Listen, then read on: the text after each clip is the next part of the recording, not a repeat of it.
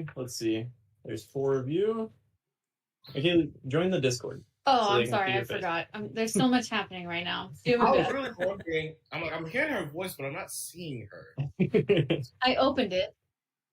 All right. Can Colby tell us what happened last week? Oh, it can Marshall start the recording. It's all good. We're going. All right. So last week we picked up outside the gates of the giant town, and we went and spoke to the giant guard who led us to the giant king, and he let us go up the giant mountain after having a giant beer in the tavern. I'm tired of the bit. I'll stop. But yeah. Then once we got to the top, I have to say giants for this though. Sorry. The giants decided to attack us and try to push us into the lava, and then we killed them. And we're trying to figure out where the super good item we assume is here is, or if there's anything up here other than the statues and the sword that's too big to be used. Right on. Anybody have anything to add? I have a few notes from last session, but I think the most important one is in parentheses that ends with a question mark, and it just says Stephen Buscemi Giant.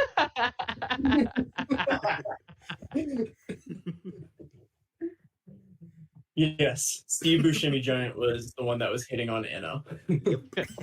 It's literally and then just hitting Enna. Yeah. It's literally just in my notes with a big old question mark next to it. All right. So if you'll remember, shortly before the session ended, Enna rode up on her on Nightshade and spun around in circles, looking around the cavern before she got kind of lightheaded and came back down. You're all standing in this large kind of cavern with the lava down below, and you see Enna dismount off of her horse, and suddenly her eyes kind of roll back in her head, and she just falls flat on her back, straight on her back. Oh, she's dead. Oh no. Can we do like a medicine I go over to check on him. Yeah. She is laying there. Her eyes are live, right? Give me a medicine check. Can I kick her in the side a little, see if it jostles her awake? No, she's very much dead. No, guys, she's dead. Wait, what? What did you say, Fathom? Can I kick her in the side a little to see if she moves? No, she doesn't move when you kick her. Can I do a medicine check to see if she's alive? I appreciate that you wouldn't probably trust Dawes here, so yes. Okay, that's an 18 plus whatever my modifier is. I think it's a 3. Yeah, you can hear a very faint heartbeat coming from her chest, and just like kind of very soft and ragged breathing. Oh, is it the smoke? Girl gone and knocked herself out from the smoke. Adam, she's dead. She's not dead. Oh. Yet. Oh. And as you guys are leaned over looking at Enna, all of a sudden the ground starts to shake. And it just kind of doesn't stop. It's like a gentle rumble at first, and it's every once in a while you hear kind of a jostle from up above, but there's a gentle rumble going on right now. Guys, is this erupting? Let's put Enna back on the nightmare and get her out of here. Yeah, let's do that. Yeah. Yeah. So I'm gonna need animal handling. Yeah, give me animal handling, yes. As you give Nightmare, who wasn't cast by you, wasn't thrown out by you, as you give Nightmare, he knows you're a friend, but you're gonna throw out what was that? It's Nightshade. Nightshade, sorry. I'm pretty sure. It is Nightshade. Nightshade is a nightmare. That's the but yeah, give me your animal handling. Oh, also, I had cast my horse and never dispelled it, but we never talked about bringing it up here, so I don't know where my horse would. Oh, the I'm giant. And that's guessing That's requires. Below. I'm guessing your horse requires instruction, and so I would guess that it's probably still chilling at the bottom of the mountain. Dang it, horse. Okay. So I guess no horse. Or I have no horse. Nightshade doesn't seem to do anything. It just kind of sits there. Can we put Enna on his back? Yes, you're able to hoist Enna onto its back. All right, then I'll just try to lead him out. It kind of slowly follows you, yeah, as you begin walking it out. How exactly do you lead the horse? I don't think it has reins. That's what I was gonna ask. I don't know if it has reins. Can I pull out some seaweed and try and lead it? Yes, you absolutely can. Give me a survival check as you try to tie seaweed into reins. Okay.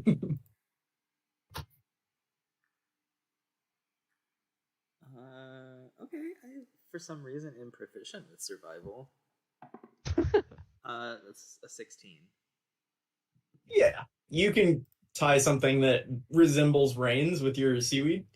Okay, does it burn to a crisp because it's wreathed in fire? Oh, It was the horse breathed in fire. yeah, its mane is like fire or something. Yeah, it is partially comprised of fire. Can I try leading the horse out with the seaweed, like as a snack instead? I'm certain that a nightmare does not eat seaweed as a snack. I'm sorry. Hang on, let me see. Nightmare's supposed to be able to understand common, so we should just be able to tell him, like, Nightmare, like, we need to get out of here. The volcano's erupting. Her name Yeah, is Nightshade. when you kind of started like leading it, and people can ride it without fire damage. So I'm gonna say you can do you can put the rein around it. You just better hope he doesn't sneeze. You know what? I'll take it. How many pounds of seaweed would that be? 2 pounds. Cool. That's only half of what I have.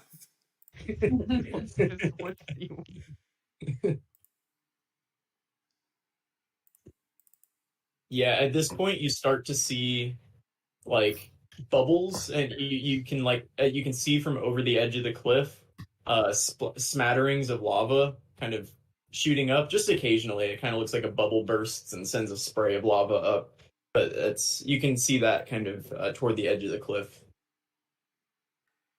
Okay, yeah, let's hurry, guys. I don't like this. Can we pick up the pace? Yeah, so how are you, what's the order as you guys exit this chamber? Dazeth will lead, because he is now the only tanky person conscious. I'll be third. So Dazeth, followed by Nightshade and Enna, followed by Laurel. Makes sense since Laurel has the animal handling. He seems to be keeping Nightshade somewhat calm here. And then Mako and Fathom, who's bringing up the rear. I'll bring up the rear. Okay. I think that's smart. Probably Fathom best could not trip to and let die at this Fathom point. wander. Okay. Yeah, you head out, and you get outside of the chamber, and you're kind of looking out over this vista over the this land that you just crossed. So there's trees, and there's an ocean, and the sun is beginning to set. It's kind of dusk at this point, so dim light, if you will. Right. Do we still feel the rumbling? You do very much still feel rumbling happening. Okay. We will continue down the mountain, or Dazeth will, at a faster than walking pace. Yeah, with no clear path, forward, I'm gonna need a perception check, and it doesn't have to be from Dazeth because I'm guessing somebody else can tell him where to go. But I'm gonna need a perception check from somebody. I'll do it. Navigate. Wait. I want to fly into the air and look which way the giant town is. Because I can do that since it's dim light. Yeah, give me a perception check then. I have a +7. Okay, 21. You can just make out because this is a very tall mountain. I don't know if I described it like this before, but if you've ever been to Seattle, it's like Mount Rainier. It's towering over everything else, so it's massive. But kind of down through the clouds, through the trees and everything, you can make out just barely a little bit of smoke rising up through the forest. And you remember that would be where Rongo was. So you know the general direction, but now you're going to need to navigate your way down this mountain. Okay, I know the direction. Laurel can handle the rest. And Laurel rolled a 25. Wow. Okay. Yeah, you seem to remember pretty well where you were going, and you're navigating your way down. You manage to take a fairly easy and nice path down. You're making your way. About an hour or so later, the light goes away, and it's now officially it's nighttime. It's no longer dusk, and the mountain is still rumbling behind you, and all of a sudden you hear a louder crashing sound coming from behind you. And I'm gonna need a dexterity save from all of you, and I'll go ahead and make one for the horse as well. If they're within 10 feet of me, they do get a +1. Yeah. We'll say all of you are within 10 feet of I mean, it's a luck point. What if I'm flying? It's no longer dim light, is what I said at this point. Oh, Can I you didn't still hear that fly in part. darkness? Yeah, dim light or darkness. Okay, it is dark. I would like to if you're continue flying.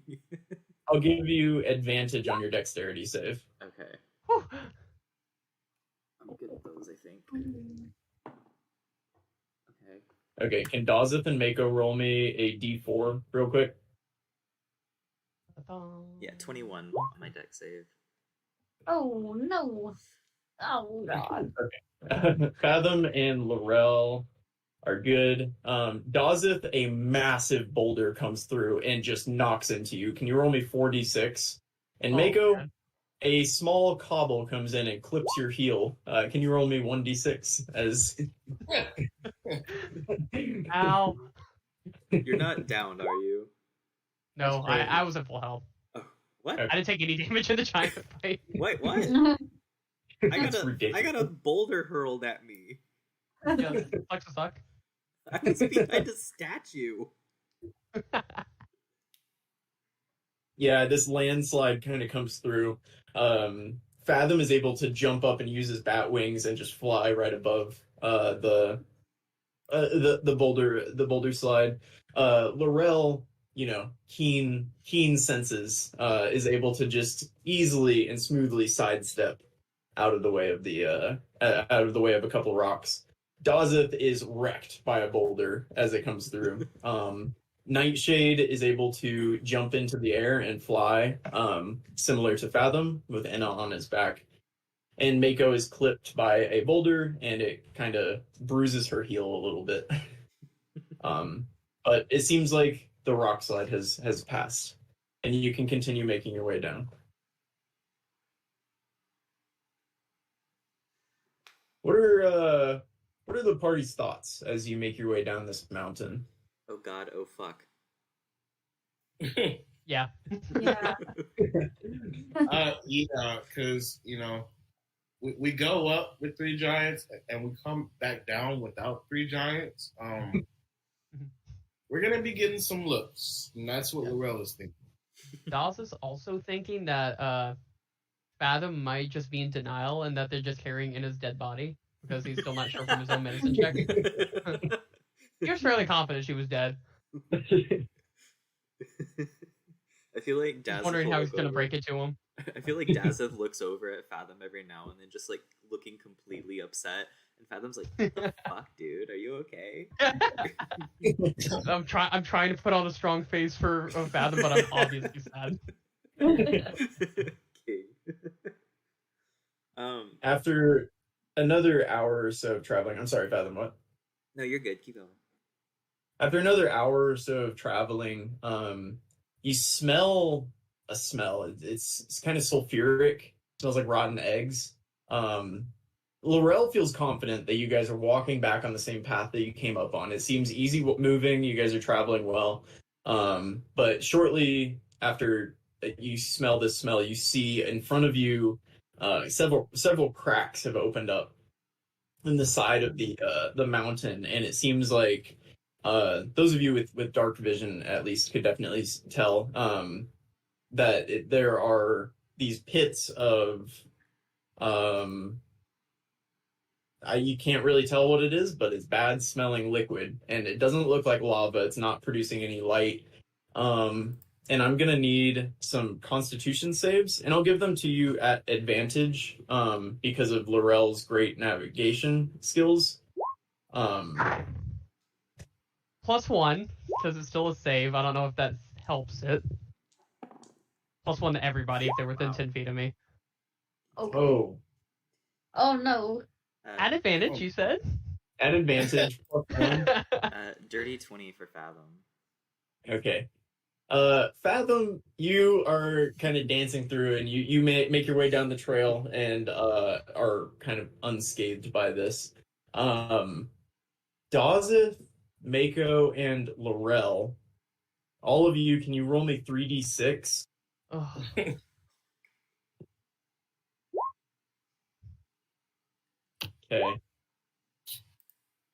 Yeah.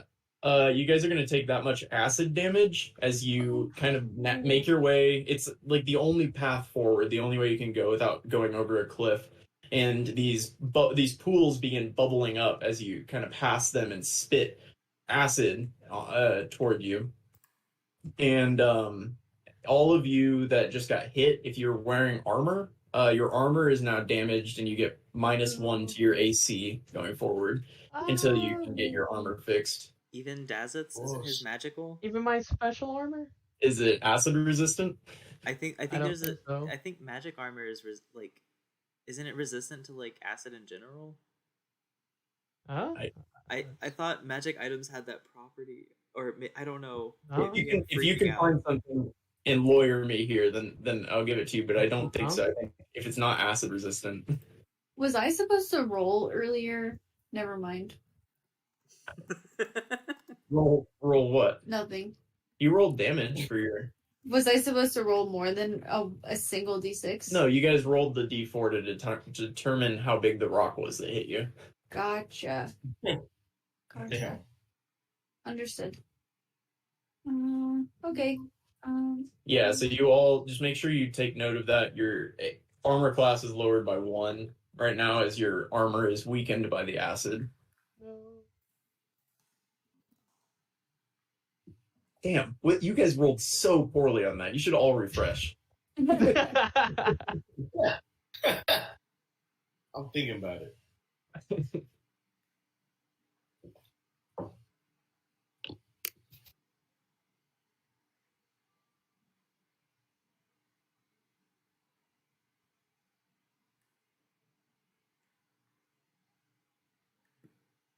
Marshall, do you have anything? I'm gonna turn it into I can't find anything that justifies my claim, but I can't find anything that mentions how it interacts with magic items in general, but I can't find anything for my side, so...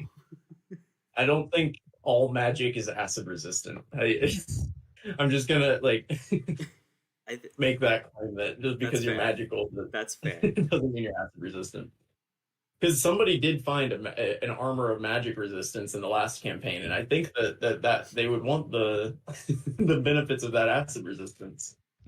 I would like that, yeah. Specifically. Don't worry, your great-great-great-great-grandson has it. Yeah, so you guys make it past this, and you can continue moving along the trail. I'm turning into an animal. Okay. Can I turn into a giant goat so someone can ride me if they need be?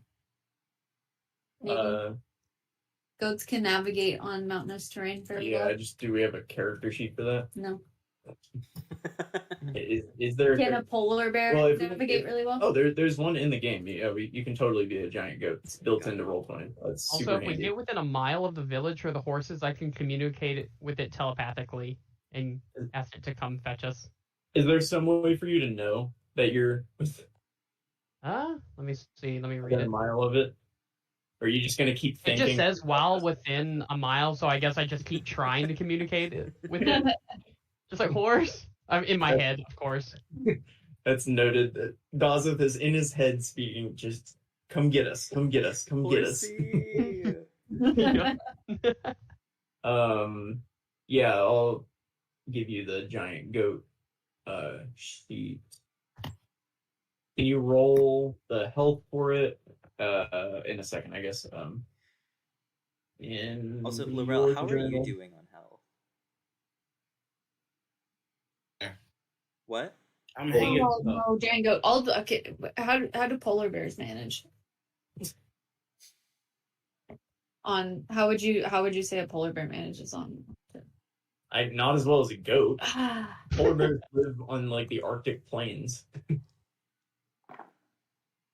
Okay, that's a good point.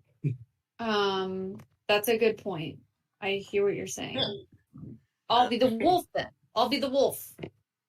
Okay. Wolves are all over the place. You have the sheet for that, right? I do. All right, roll its HP. Laurel, you get an 15 health back. Thank you.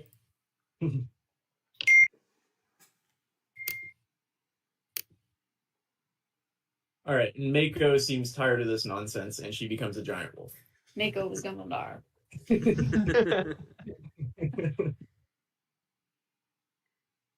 All right, and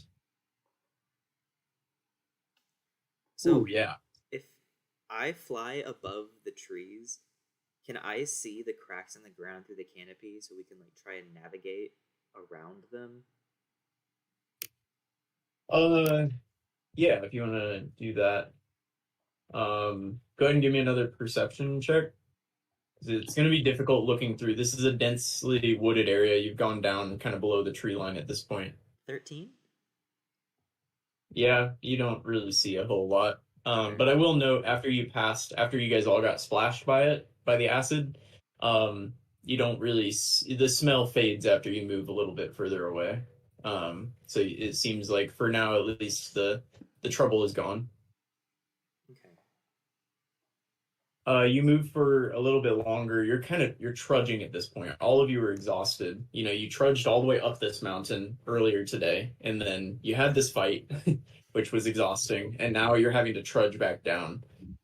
You can hear the mountain up further up making noise still, but the ground is not rumbling so much down here.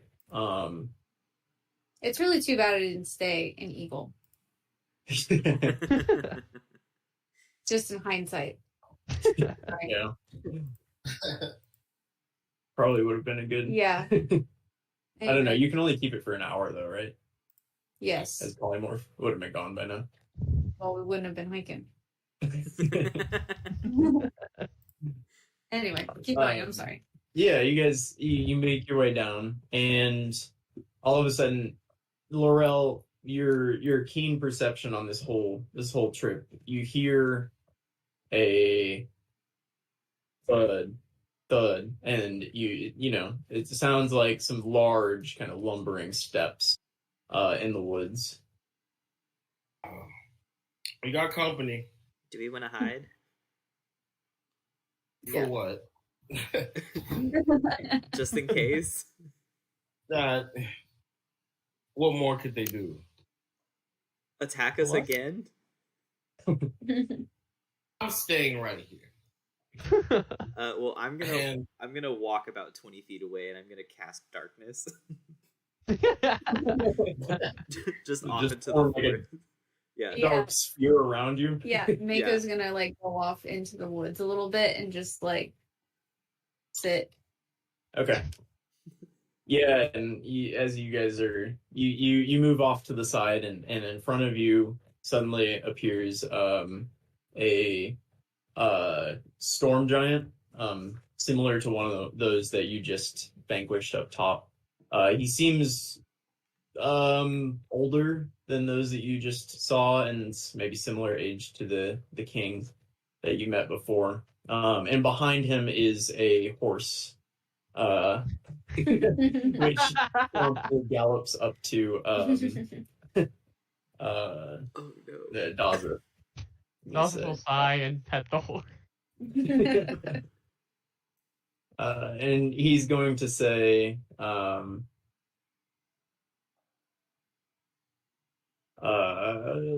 "You're out of place here, little ones." As he looks at, it's just Laurel and Dazeth, and then Nightshade and Enna.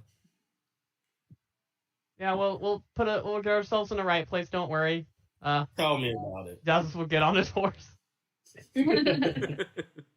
Where are you headed? I heard they were sacrificing some of your kind to Baal up on the mountain. If you'd like to join, you can join me.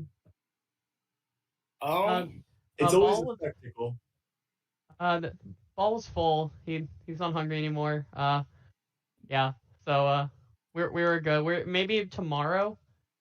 So but yeah, we'll just go and sleep until then. Curious. Maker, can I get a history check? Is that your boy? I know. Oh my Jesus Christ! Looks Wow. like a giant. No, come on. Oh man. He'd be pretty He looks recognizable. familiar. I mean, honestly, I don't know how you would miss it. Yeah. He looks familiar. I'll give you that. Okay, I'll like walk out of the woods and like turn back into a person. And Yeah. I'll be like, do I know you from somewhere? Oh, Mako. What was his name? I think it was Marcos. Marcos? Yeah, Marcos. Yeah. It's Marcos. It's very nice to see you. Marcos. How's it been? Well, it's great. I'm, like I told your little friends here, I'm hoping to go catch a sacrifice to Baal. Would you all like to join me? I'm hoping I'm not too late.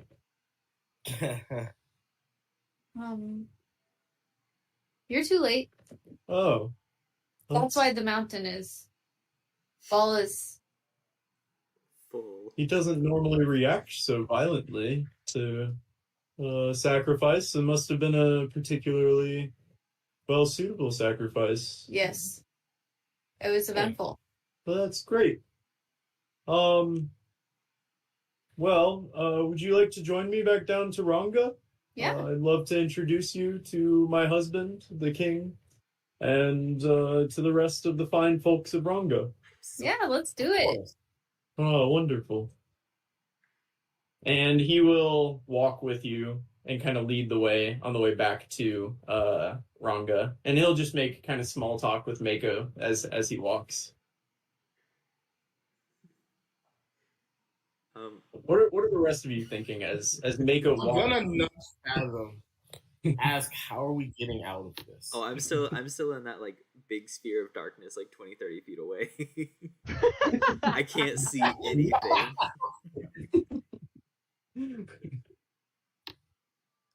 That's Well, awesome. I'll nudge Fathom. Yeah, I guess Fathom, are you gonna follow them at some point? Can you follow in the darkness? No, I can't see Okay. out of it. I respect it. I'll poke my head out and notice that if they start like walking away, I'll go invisible And and follow You can them. hear Dawson clanging wherever he goes. Okay, I'll go invisible and start following. Okay. Yeah, he'll walk you probably about another I don't know, half mile or so, and you can make your way back to the gates of Ronga. It seems pretty quiet, and he'll walk back to the castle, or the kind of longhouse thing that you guys were at. And he'll open the door. Hi, I have guests. And you'll see the king kind of step out, and he'll look at you and kind of point. Hi. Welcome, fine guests. Hi.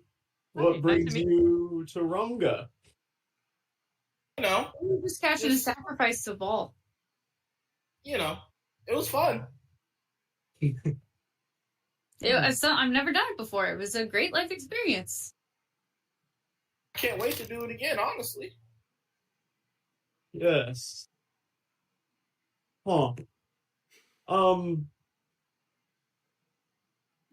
Would you excuse us for a moment, Malkus? I would like to talk to your new friends by myself.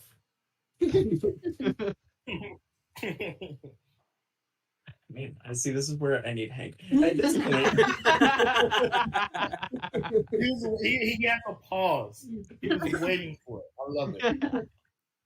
Malkus will turn and say, "It's awful suspicious. Have you met before?" And he'll kind of look at Mako. First time. Honest, I don't remember. I don't have a very good memory. Marcos, I didn't even recognize you. Yeah, at this point, the king is going to kind of scratch his head. These were the sacrifices to Baal. So I'm guessing you dispatched our good, our guards that we sent with you? Is that? I'm sorry. I didn't know that we were the sacrifices. I thought that you were giving us sacrifices. That's a miscommunication on our part. I'm really sorry about that. But as you can tell with the volcano, Ball is very satisfied right now. That's awesome. Can I get a persuasion check at advantage for that great acting? Christ. That's actually You incredible. got it. You got it. Advantage? 11. Yes, good enough. Can I retroactively give her bardic inspiration? It's that the 11 is sufficient. Okay. Well, you've done a great service to Ball, and to Ronga in general. We live to serve Ball, although some of us have eyes for Malkus, and he's gonna kind of glance at Malkus. But we appreciate your service. I stand here in the company of great warriors. Is there, and clearly you have the favor of Baal. Is there anything that we in Ronga can do to assist you with your endeavors? You want to kill Wow. the end? Have you had any interaction with the end? They generally stay away from us. We've had a few run-ins in our forest, but as you can imagine, that generally ends poorly for them since we are still here. Any They work problems? really with well as that fort? sacrifices. Any problems with that fort to the south? I suppose any good warrior works well as a sacrifice. The fort to the south has recently been more quiet, but there was a period where they seemed very intent on getting through our forest and up onto the mountain. Many of their men perished on the mountain, and we refused their pleas for help as they seemed weak and motivated by greed rather than a desire to uh, have war and kill, as Ball would like. Ball cares not for the greed. So are you at war with the end? Yes. The southern fort, there's a siege upon it right now, and after we wanted to, serve Ball, and then we're going back, and we're hoping to take the fort. So if you have anyone who wants to continue to serve Ball and help us take that fort, then we'll get rid of the end down here, and you'll have many sacrifices. Malkus does love a good siege. He's gonna pat Malkus on the shoulder. I'm sure we could scrounge up some forces to assist you in that endeavor. Yes, I think we could do that. That sounds like a good deal to me, especially to repay somebody who so valiantly serves Ball, as it seems all of you do. And the rest of you, you're agreeable to this plan? Whatever Mom says. I'm guessing Fathom's still invisible. Yes. Right. Okay. Dazeth will pick up Enna's limp hand and like raise it like What happened to your friend there? She got too excited. She's the ultimate Ball fan. Oh, It is what a a shame. huge fan Yeah. of Ball.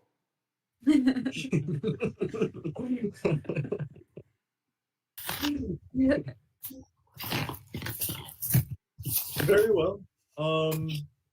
When you begin your siege to the south, here I will provide you with this. I will make my men ready if you give us a few days to prepare our resources, and we will go down there. And but when the time is right, if you blow this, we will come. And he's going to hand you a ram's horn that has been turned into a horn. And he'll kind of hand it to Mako, who's talking to. So you can add ram's horn, probably 5 pounds.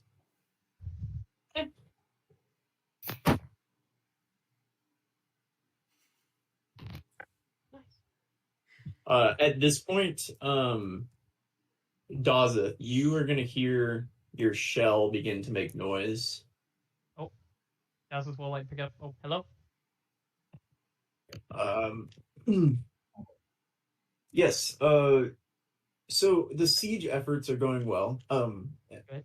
However, I should say they were going well. We took out all of the ships that were surrounding the fort very effectively, very sneakily, and we began preparations to siege the fort. However, a very large and very imposing end ship came through and pushed us away. We weren't able to fight it off with our ship site. I think we need your assistance as a crew, and with your ship, which should be ready soon. We might need you to help us out. Yeah, don't worry. We got it. Yeah. We just made some friends with some giants. They're gonna help with the fort as well. So yeah, there'll be some giants that are also gonna attack the fort, and we're at the volcano right now. But we'll take a quick nap and then start walking back. That's great. The giants will be helpful, but first I think we need to clear the water. Oh yeah. No, I got that. Yeah, I'm just that was something that needed to be said. I didn't want the giants to show up and you'd be like, "Whoa, what about the giants? Like, why are they here?" Yes. Thank you, Daza. Okay, we hope to see you soon. Right. Oh, how's Arena? She's doing very well, Daza. Thank you very much. Oh, you're welcome. All right, talk to you later. And Dawson will once again not know how to hang it up and just put it back in his bag. I love Daz's whole thing. Like, sorry, I can't come to the siege right now. I'm at a volcano. It's a very normal sentence.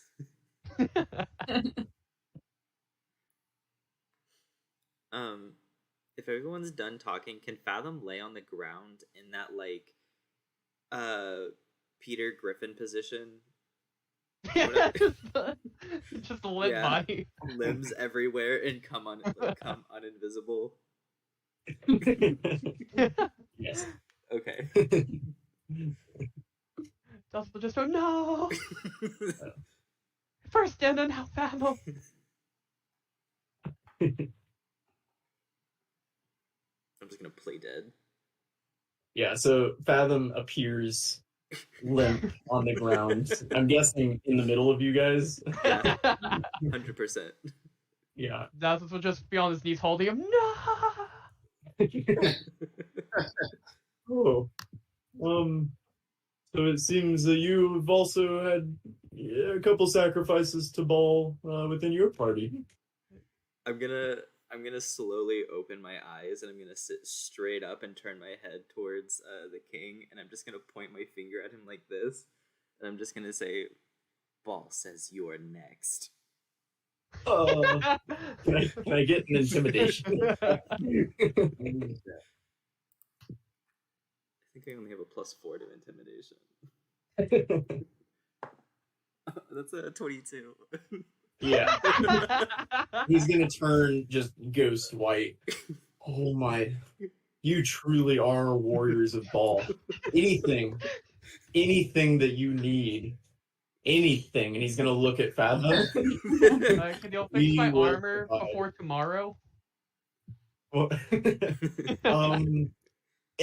your armor needs repair. We have blacksmith. Yes. Would it be done before we leave? If we wanted to leave tomorrow morning? Yes. We will do our very best. I can promise you that. I will have them working overnight. We will get your equipment prepared. Dust will hand over the golden armor, I guess, naked. He doesn't wear anything under his armor. Just a speedo. They can go swimming. Mako and Laurel, did you say you handed your armor as well? Yes, I did. Does that count? It's hurt. Yeah, it's still definitely got acid damage. You can try. Okay, well, yeah. Toss it over. I will warn you that giants don't have the most delicate, the most dexterous fingers, so working on such small items might be a challenge, but we will try. I promise, and he's going to look at Fathom again. I promise that we will try our best tonight to get these ready for you. Thank you. You are again welcome to stay. Everything that you would like at the inn is on us here in Ranga, and you are welcome to stay at the inn as well. Yeah. Thank you so much. You were very, very welcome. Great heroes of Baal. And he'll kind of get off of his throne and like put his sword down and take a knee and bow his head at you. And he'll just sit like that until you guys leave. What is Malkus doing? Like, how's he behaving? Oh, Malkus is following suit 100%. He seems. Oh. We're God's guys. Poor guy. Alright, well, I guess we'll leave and we'll just go, bye, Malkus. It was so good to see you. It was very nice to see you too. And he'll like look up to say that, but then put his head right back down. I want to try my hardest to make eye contact with Malkus before he looks away. he is avoiding it at all costs. We're like chihuahuas. You guys, I mean, you really are, but like really intimidating chihuahuas. Yeah. Honestly, we're not even that intimidating. This group of chihuahuas just got back from to keep this metaphor going, from killing 3 grown men. Yeah, I mean, Fair point. to be fair, that is what they know Yeah, of your that's group. You just killed 3 warriors that they sent to guard you, who they thought would be sufficient to guard your group. And then you appeared out of nowhere, Fathom, and looked him straight in the eye, terrifying as shit, and said, "Ball says you're next." And the volcano is erupting. Like, No, that's a lot. That is a lot going on. it's very convincing. Pretty good. Yeah, What if the odds a boulder flies through his window tonight? That would be genuinely so funny. I'll roll Alright. that D100. Yeah, roll the D100 Paladin of Tamora. We need some of that. 26. Yeah, you guys make your way to the inn. Use a luck point. Send that boulder into his head. No, I used my last one to try to save my armor. Damn.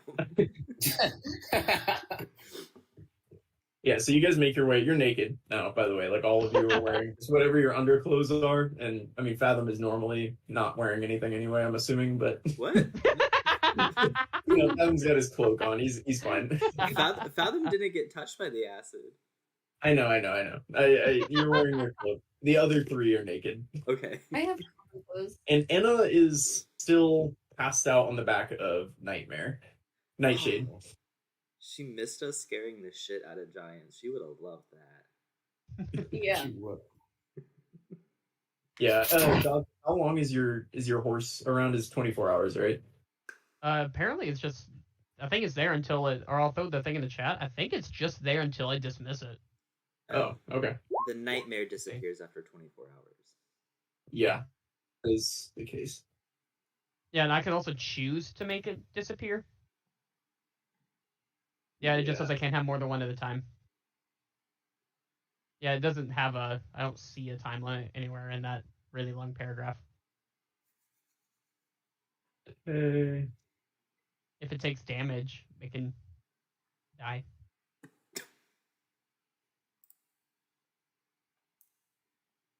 Sorry, 1 second. Okay.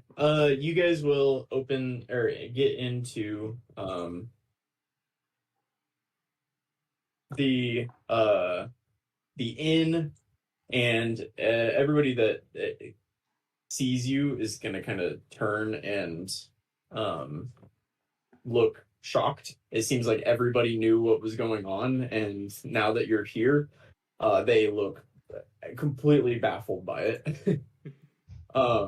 But Malkus is actually going to run up kind of behind you guys into the inn as people kind of start like turning toward you to get up, and Malkus is going to say, "Great warriors of Baal, that everything is on the house." And he's gonna kind of stare, like do it like a sweep of the room and stare at all the giants, and they'll all turn back to their tables and kind of look back down. And he'll yeah, he'll like open the door for you guys and usher you in, and he'll say, "Have a wonderful night," and he'll pat you all on the shoulders, turn and walk back out. Thanks again. And with that, can you guys think about anything you'd like to do tonight while we take a quick 5? I want to get pancakes. All right. Yeah, just 5 minutes. We'll be right back. Okay.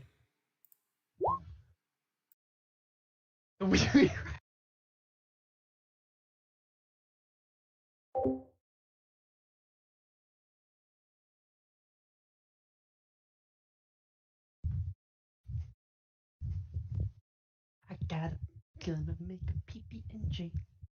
PB&J. Peanut butter, bread, and the jelly.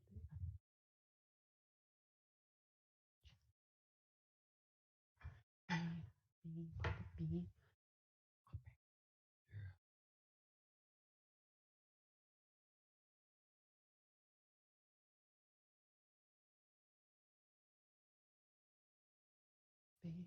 Peanut butter jam.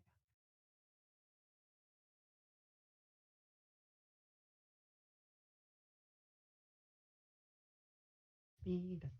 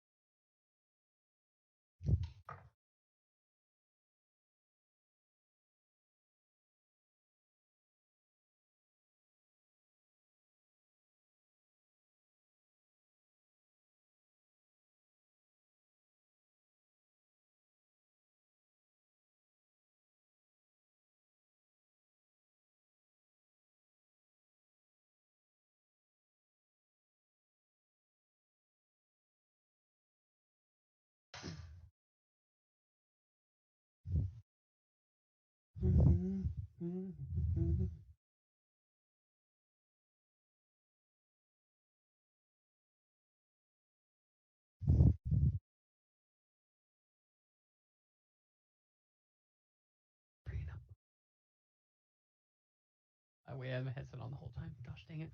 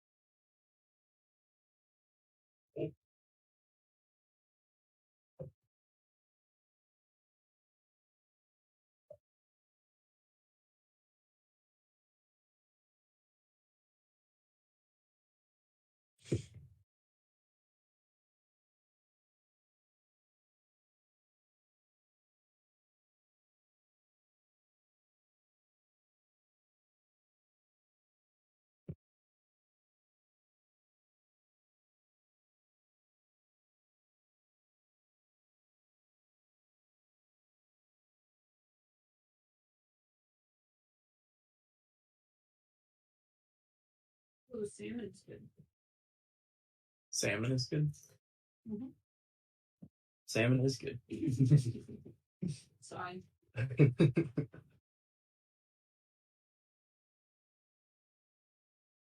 you ever been a Krispy Kreme? Was it Christmas?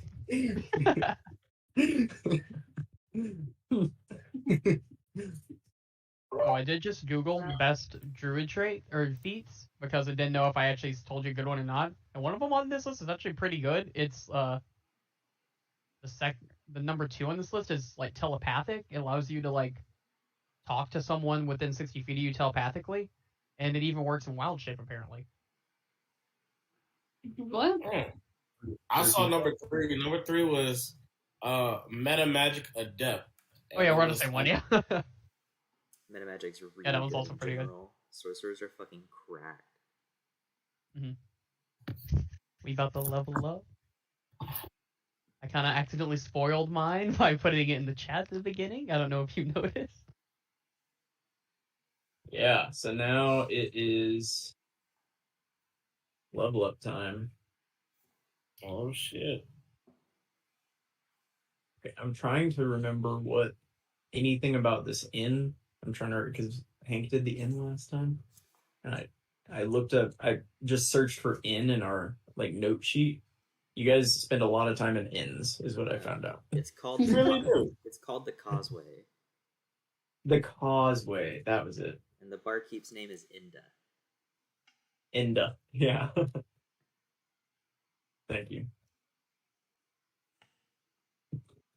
Fathom's not the kind of character that would remember things like note-wise and stuff, but Geth very much is, and I miss taking notes. Look, I heard Laurel. What's going on with Laurel? When did you write the wee writing is crazy? You said it like right as you got up to like leave for the break. No, man. He on our tip, but you know what? I'm not mad at it. I'm not mad at it at all. About Malkus, or? Really? I think that's what he's talking about. Yeah. He's a king. He is? Well, Yes. Sort of. King Consort? King. Queen? Concubine? Is Malkus the queen? That's how that works, right? One of them's always got to be the girl. That's what I thought. Yeah. In Pride Month, Marshall? Really? I'm not gonna lie, I don't remember when Pride Month is. It's next month. I saw rainbow It's next flags being sold at Walmart, so I thought it was this month. It's next month. I'm sorry, Target's Walmart's so just early. ahead of it.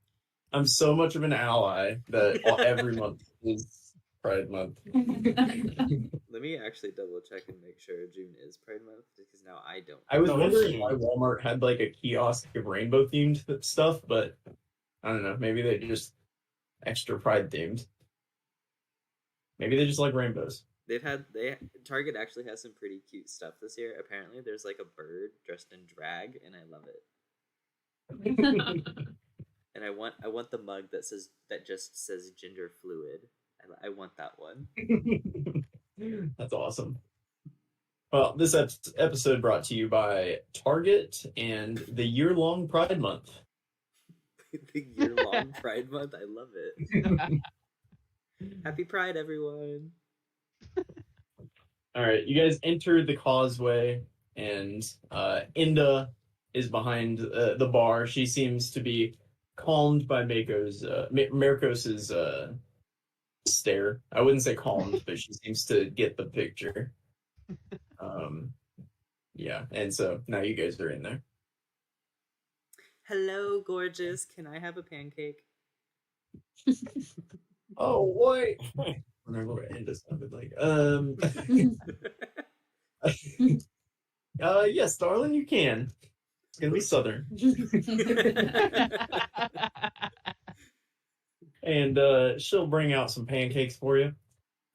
Is there anything else I can bring for you? Some more beer? Here, I'll just go ahead and bring you your mugs, and she'll bring out several giant mugs.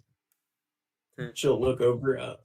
Will your friend be joining us at any point here? And she's gonna kind of point at Enna on the back of Nightshade, presumably still. I forgot we haven't put her in the room yet.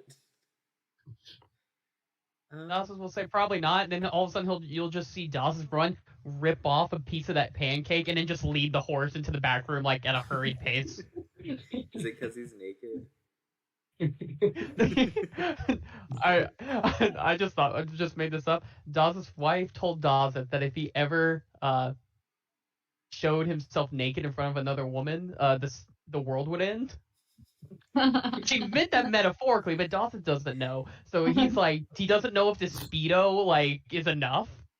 So he is terrified.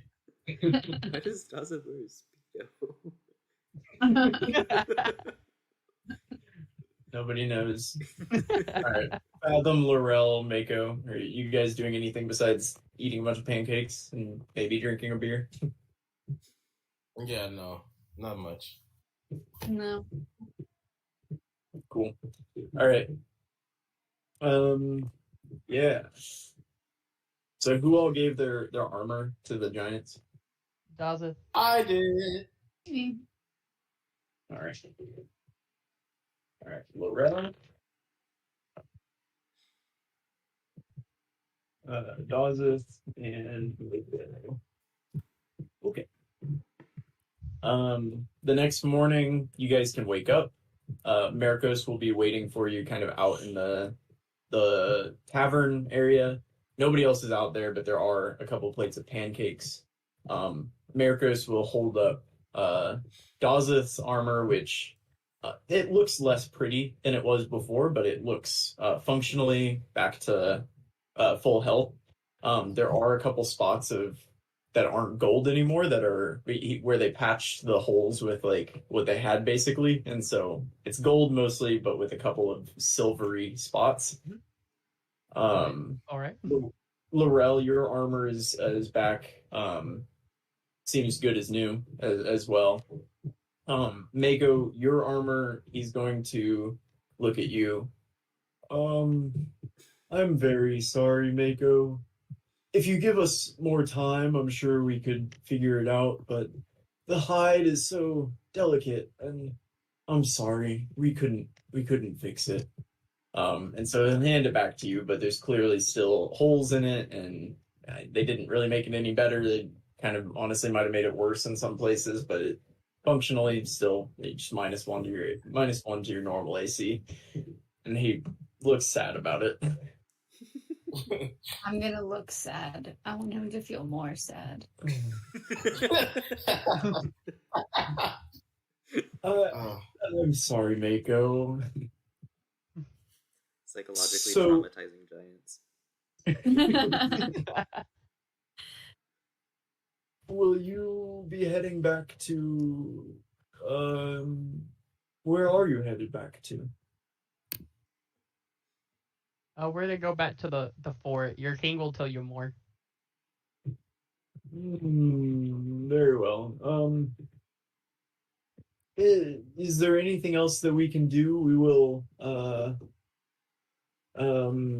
prepare our men and meet you at the fort in a few days, or we'll be prepared by the fort. We'll set up camp far away. But when you blow the horn, we should be there very shortly. You don't happen to know of any like secret trials for Ball or anything, would you? Trials of Ball. I'd say that what you are undergoing right now is a trial of Ball. Every war and every battle, That's fair. yeah, every conflict is a trial of Ball. That's fair. And that big sword up at the volcano is just to push things in. It's what we try to commit our sacrifices with, or try to kill our sacrifices with. However, sometimes, like in your case, it doesn't work out. We have to use our own weapons generally if they fight back. It's an ornamental sword. It's Okay. Nothing to worry about. Okay, I'm just making sure. Our holy quest is not completed. Ball still requires more sacrifices. Are you saying that? Yeah. He's gonna look nervous. Yes, yes, he does. So we'd better go find some more at the fort, right? I like your thinking there, cuz. Thank you. Yes. Well, like I said, we'll be there in a few days, so you can go about your journey, but we like to camp, so take your time. We'll be ready though. Yeah. Are we leveled up? Yeah, you are leveled up. Yes, you did. You Yeah. did get a long rest. I'm sorry. So make sure that you all add whatever it is that you need to add. Did you choose ability score? Mm-hmm. Okay. I chose feet. Ooh. What'd you go with? Meta Magic Adept. Hell yeah. Ooh. What does So that do? I was nice. trying to read it. Like Which meta magic did you choose? I'm choosing Quicken Spell, which changes a spell that has a casting time of 1 action to a bonus action. Okay. And then Do you just choose one of your spells for that? He gets like a mini resource pool of 2 sorcery points. Yeah. Oh, gotcha. Okay. You have to usually spend like 2 sorcery points per like spell level or something to turn it into a bonus action. It's a really good one. how often are you gonna use that? Because normally, isn't your bonus action save for like your bow? It's at no. So technically, I could. Well, so I could use one of the. I could use a guiding bolt, for instance, because that doesn't use a spell slot. It's one of my traits, and then I can bonus action cast a spell. 2 guiding bolts. Okay. Would be crazy. That would be I mean, crazy. the thing is, you can only use it, once. Yeah.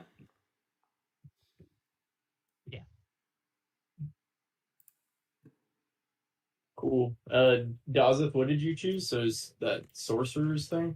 Yeah, I picked Magic Initiate, so I get to go. It gives you options. I went ahead and filled it out as if I picked Sorcerer because I did. The spell, I get a first level spell and 2 cantrips with Sorcerer. The spell I got was Shield, which gives me 5 AC, and that can stack with Shield of Faith, giving me an effective AC of 29. Yeah. Colby and I were talking about that, and if I can roll my Tale of the Traveler, which gives a +1 to AC, we could effectively make Daz's AC 30 for a turn. Wow. It's awesome. That's nuts. Yeah, and then I also got 2, what do you call it? Cantrips. Yeah, cantrips. I did Minor Illusion and Chill Touch. So Dazeth now has range damage. Hell yeah. Cool. Fathom, what'd you do? Ability What'd you score get? increase. I went from 16 to 18 for charisma, which bumps a ton of my bard stuff, my bard face skills up, and my saving throw. So hopefully things won't not be afraid of me. Sweet. And then Mako, what did you choose a feat, or you said you chose ability score? No, I did a feat. Oh, which feat? They touched. Oh, cool. Yeah. Okay. So what did you add? You get +1 to one of your. I just put that in wisdom Sweet. And then you get Misty Step. and a level 1 spell. But it says I have to have a level 1 spell from like a certain book, which I don't have access to as a druid, so I was kind of confused about that. But we can figure it out you later. get it anyway. Yeah, with that feat, you get it anyway, even though you don't normally have access to it. That's part of the feat. Oh, cool. Okay, then I might take Dissonant Whispers. Is that so? It has to be like enchantment or divination. Yeah. Dissonant Whispers. That's one that Fathom uses. Yeah. That's the one where they have to like turn tail and run as a reaction. Dissonant Whispers. It's a lot of fun. Cool. Is that what was it? Enchantment or divination? Yeah, it's enchantment. Cool. Yeah. Sweet. Mhm. All right, And then roll a hit dice. Oh yeah, let's everybody do that. Do it in the chat, please. Oh, Doggo, I'm sorry. Can I luck roll it? No, you can't. You just made yourself unhittable, so it doesn't really matter. Oh, No. What did you no. roll? Someone roll higher than a 1, please. Yeah. okay. There you go. Go. Oh, that's awesome. That's You have so +3 to your constitution. Why? What do you It- mean? I don't know. Wait, do you? I don't know. That's smart for druids who are mostly concentration based. Oh, that makes sense. Okay. I didn't realize your constitution was that high. Sweet. All right, Laurel. It's all on you.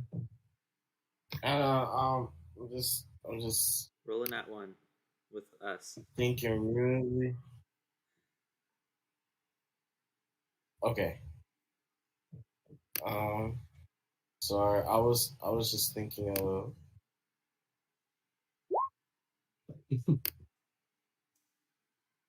Well, it's not a 1. It Don't say could be worse. it like that. It can always be worse, but I'm looking at this sorcery thing and I'm liking it. Nice. All right, you guys can add all of your stuff to the your hit dice. So when you make your way back to the boat, assuming that's what you do right now, is that what you're planning to do now in the morning? Mm-hmm. You realize that Enna is incapacitated still, and you don't currently have a pilot. You have a number of crew members who can take over that role. No, But fuck that. who do you trust? I'll do it. No, we need Okay. you. But need then you we'll just have to move someone else to navigating. your role. Well, no. Fathom, can't you look? I mean, I can, but like, Yeah, you can. I don't know You which have way eyes. Yeah, but I don't know which way I'm going. I don't look at maps. I sing, sort I'll of. give you my map. I can't read maps. But then won't we need a whatever fathoms A thing is? quartermaster. I Yes. sing for Quartermaster? you guys. So It's you just guys pushing don't the get just depressed. shuffling it. We'll still need to add someone. Yeah, but I mean, who would you rather trust at the wheel, me or the people we're paying? Or we could just it's Dex. I assume that Calm Like Where- Rain has pretty decent Dex for a Where's pilot. Where's Have we Defina? ever even done But Defina was anything? supposed to be with us this whole time, wasn't she? We Did she forgot. fall in the acid? Defina has been with you. I meant And the to parrot. The parrot was also with us. I forgot about the parrot again. One day I'll remember the parrot and us its force. and Dawson's horse. We could have Defina possibly steer. Yeah. Defina will say, I can certainly try. Queen. Their check for the pilot is Dex. Who has a higher Dex, like Calm Like Rain or Athena? How would you be able to tell that? Hey, I could are you ask more them. dexterous than the other? And they're both gonna kind of look at each other and I don't know. If you could quantify your dexterity, what would it be? On a scale of 0 to 20. Defina's gonna say. Someone. Defina's gonna say, I feel pretty dexterous. I'd say 15. Cool. And Calm Like Rain is gonna say 20 on a scale of 1 to 20. Oh my god. Okay, wait. Is he telling the truth or is he just pulling numbers out of his You would ass? know. Well, I haven't known each other long. You feel like both of them are being genuine in their Okay. belief. Okay. Well, Defina's probably a lot stronger, so we should probably have her on deck with us and let Calm Like Rain steer while Enna is taking a nap because she's selfish. Defina's gonna kind of stare at you for a minute. She's just gonna, and then roll her eyes and turn and walk away. Wait, no. Calm like Rain is gonna kind of look over his shoulder, shrug, and then he'll go stand up at the wheel. I'm upset. I've upset Defina. I need to jump over. Also, Dawes is now 100% sure this is a weekend at Bernie scenario, and he just doesn't know how to break it to the group. He just thinks we're bringing around a body. It's okay. Fathom can make her dance.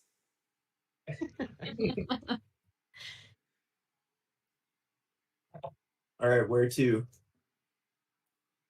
To the fort?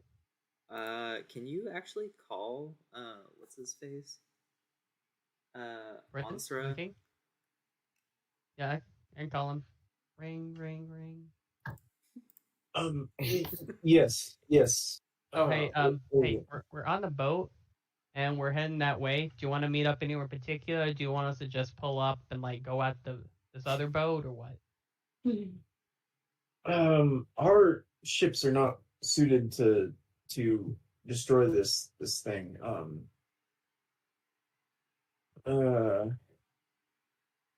You should probably you have another ship, is that right? Somewhere? Another one? Yeah. I don't think we ever told you that, but yeah, we have. No, you didn't. He's a I spy. didn't think so. Okay.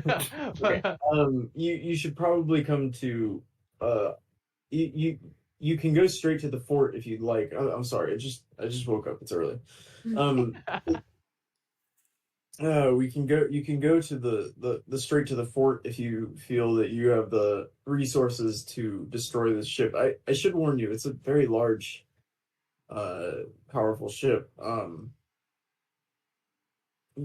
But you can also come to Holion and we can see what we can do to help better prepare you, maybe. Oh, okay.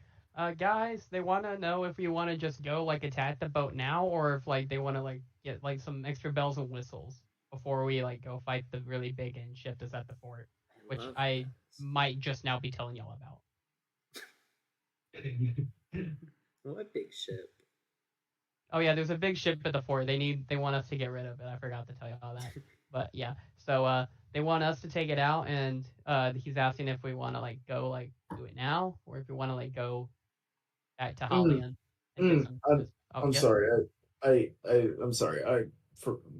We stationed ourselves at Merton since it's nearer. Oh, okay, never mind. At Merton, we had to retreat.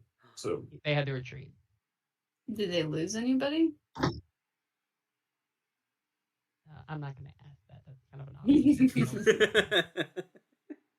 Let's go to Merton. Okay. Yeah, they're wanting to go to Merton. So yeah, we can go to Merton. Very well. We'll see you shortly then. Okay. Bye. Yeah. And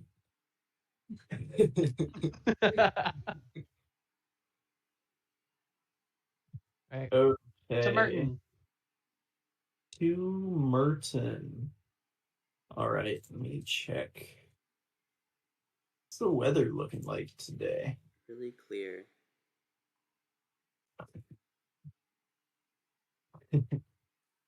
It is unfortunately not clear. It's slightly overcast. I guess it is. In terms of like, there's no rain or anything, but it's a little overcast and it seems very still. The water is incredibly still. And I'm gonna have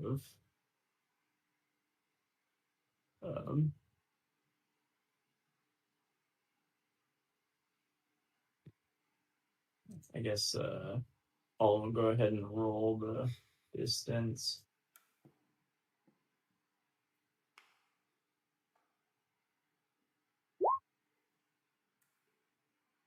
Wow.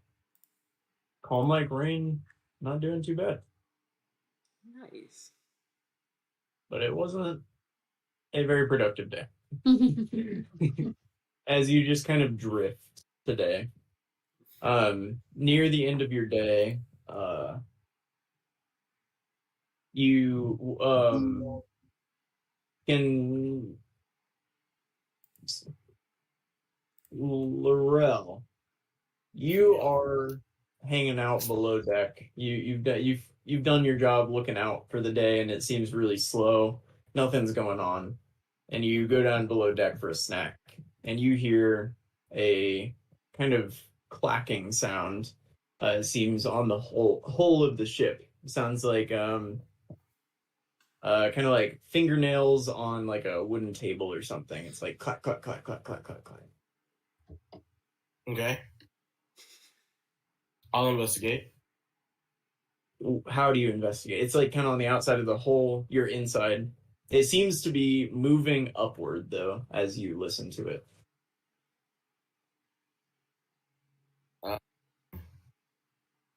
I just put my ear against it and like try to follow the sound.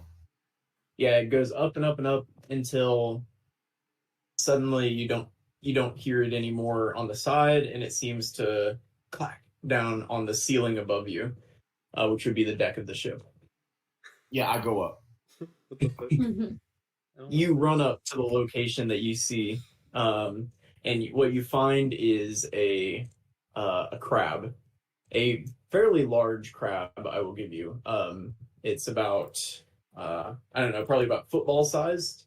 Yeah. And it's got its legs out, and it's kind of scurrying back and forth, and it looks at you, and it's just kind of keeping its eye on you, but like kind of scurrying back and forth, just taking side steps.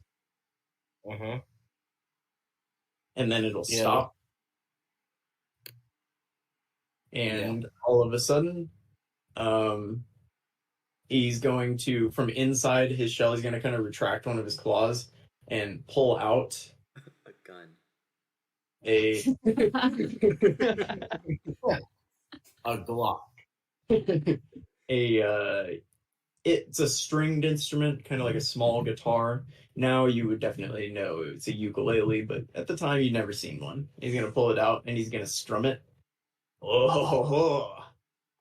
Is this a crew of all very handsome men, or is it just you? And he's gonna start playing his banjo.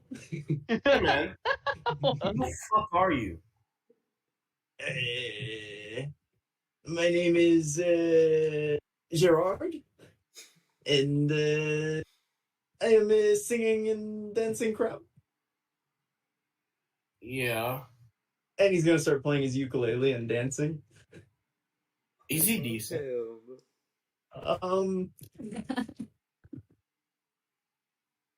He's okay. Not the worst. I mean, he's a crab. I'm a crab, so. It's definitely impressive for a crab. Yeah. Hey man, I was finna have lunch.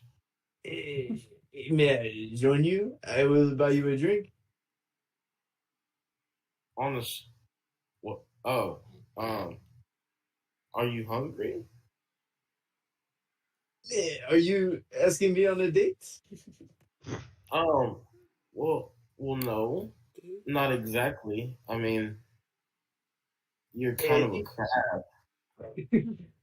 That hurts my feelings, but do you have any similar looking brothers? Gay crab. I mean, I have friends. Hey, come over here. Somebody has to have heard this. Right. What's going on? Thousands will come out in armor, just like, what is happening? I assume I come out. A manly man. And he's gonna play a ukulele tune as he kind of dances up to you, Dawson. Are you interested in some surf and turf? What does it mean, Mom?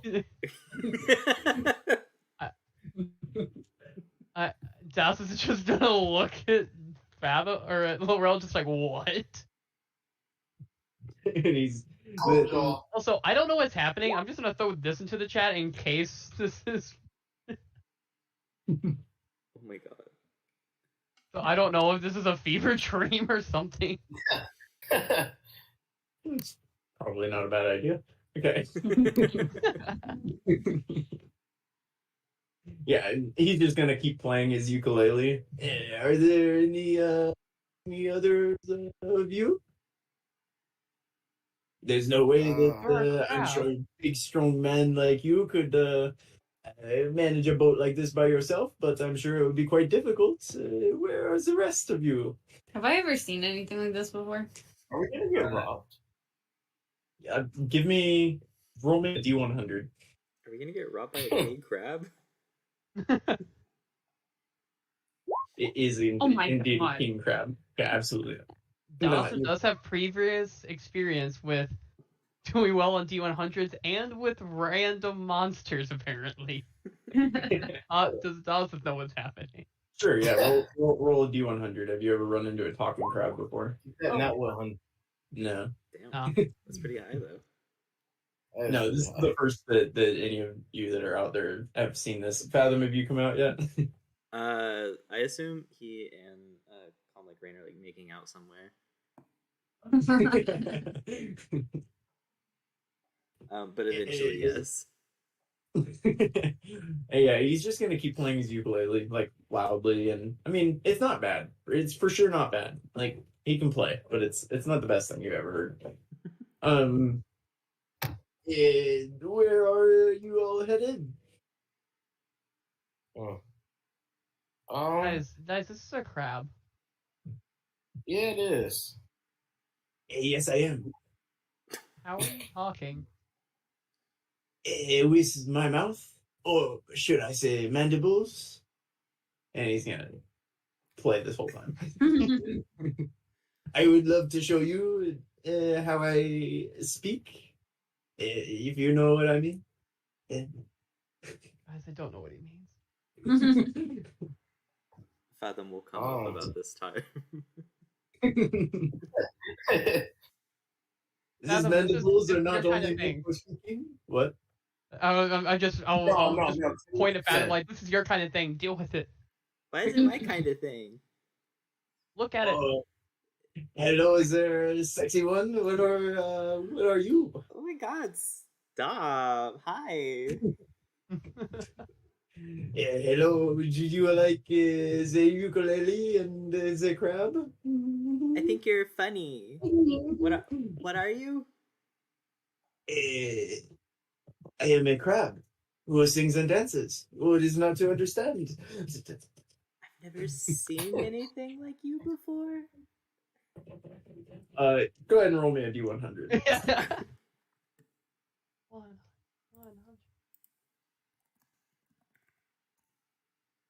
Oh shit.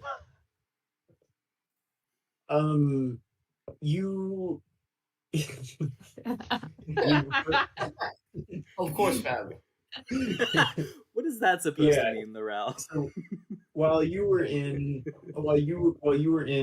Windport, selling stories and telling stories and hearing stories and doing Fathom's thing, you heard someone mention while they were on it was a pearl trader that was coming between Merton and Pharos, actually, and he at some point on his journey, you're not certain when, had met a singing and dancing crab, which he promptly kicked off of his ship, and that is all you've heard of a singing and dancing crab.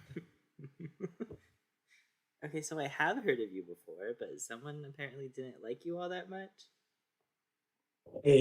Not everyone can handle my charm. He's gonna keep playing. Okay, well, what's your name? Do you have a name? Crabs have names. My name is Gerard. Oh, that's right. Okay. How old are you? That is an impolite question to ask, but I am 135. 135 is nuts.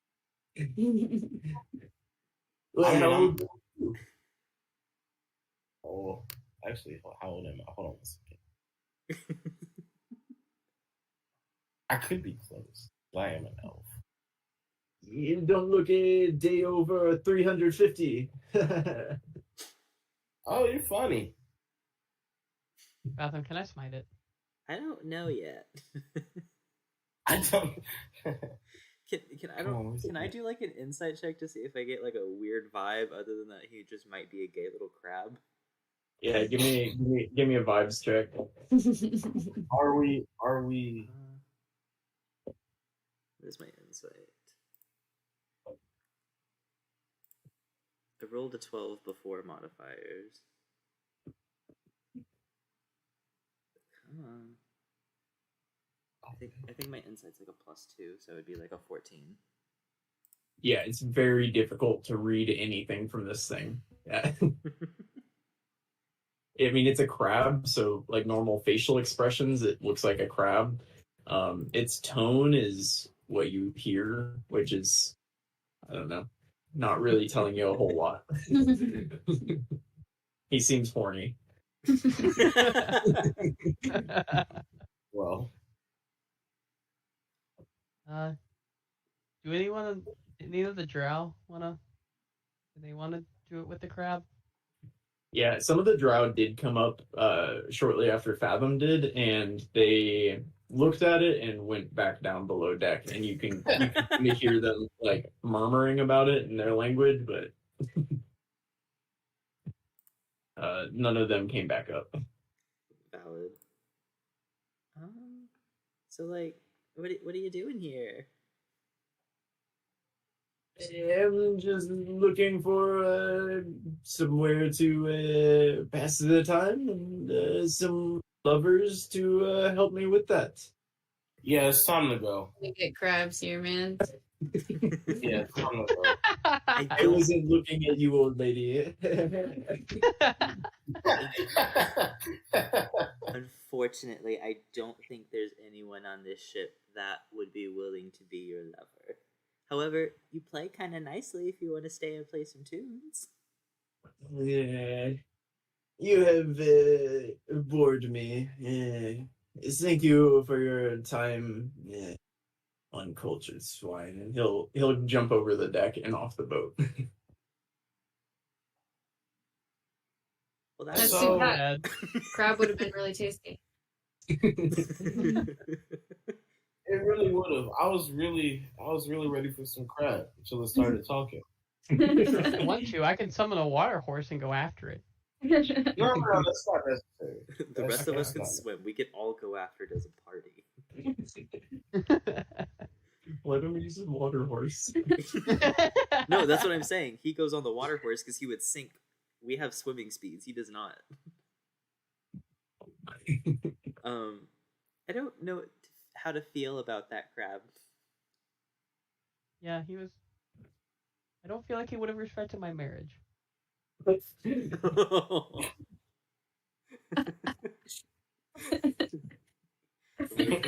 pat Dazeth on the shoulder. It's okay. You didn't even have a hat. It was unprofessional. Mom makes some good points. All right. Yeah, so that day kind of ends with on a strange note. But the next day you wake up and it seems like the winds are blowing in your favor. So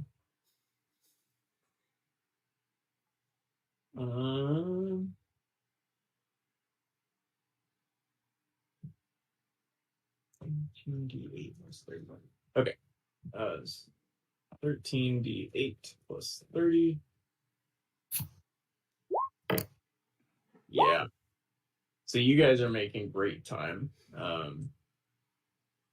As you kind of pass through this narrow section between the island and the fort, can I get a perception check from our brave navigator?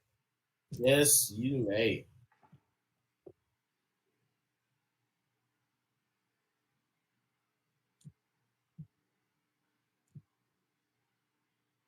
Cancel that.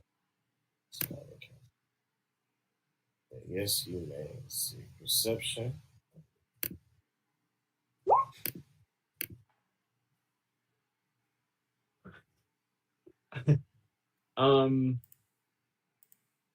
Yeah.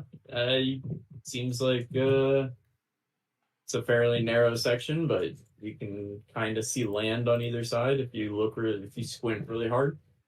And you make it to Merton about midday. So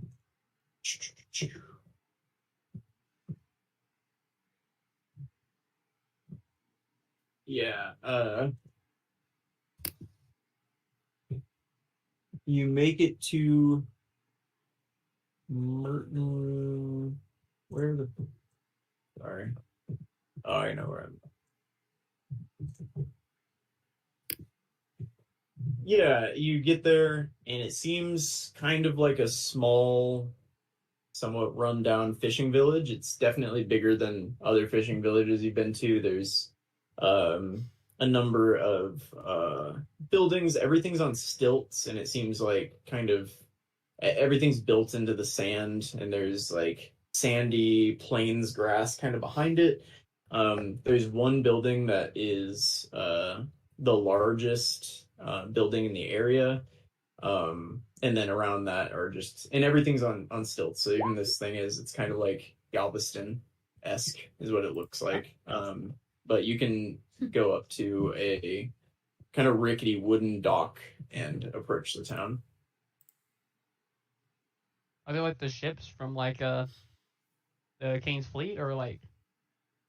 You say the King's Fleet, but I want to make clear that these boats they're like longboats that people can like row without any weapons on them or anything. Like they just basically carry people, and Oh. they don't really seem like ships, and I wouldn't call it a fleet. Well, now I understand why they got ran out. Yeah. Yeah, you definitely see in one of them, there are a couple of people prying a massive ballista bolt, like bigger than any you've seen before. Actually, give me a history check, all of you.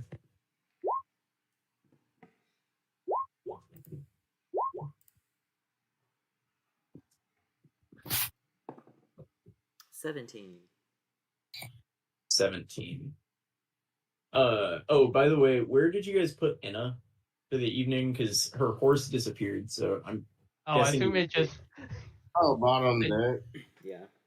I do Okay. like that we forgot about her, and so the horse just dissipated and just. Yeah, you would have found her laying on the ground at some point. I like to think we actually left her back at Ranga. Or we'll tuck her in the bed, and then like Dazeth will like put like the horse like under her arm like a teddy bear. Aw. Back in figurine form.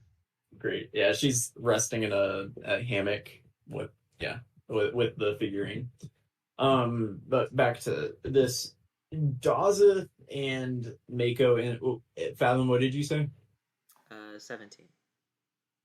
Yeah, and Fathom. At some point, you were all on a gun crew on your previous crew, and you recognize that these ballista are the similar size, at least, to the ones that you guys would have loaded up in the ballista the ballista bolt machine, that you guys used on your ship. Oh, okay, so the one we like started the campaign on, like that very first session. The end ship that you were on. Okay. It's the same size, and that's the only time you've seen ballistas of that size, ballista bolts of that size. It's not to say that they don't exist anywhere else, but that's the only time you've seen them. So, are you talking bigger or smaller than our current ship? Are you asking about your original ship? Yeah. Bigger than your current ship. Hmm. I think. Actually, let me see. Sorry. Because wasn't the empty jar like this is a big ship, I thought. This is a pretty big ship. No, it's bigger than this ship. This ship is a galley, and you know that ship was a frigate. Mm. Yeah, we're gonna need a bigger boat.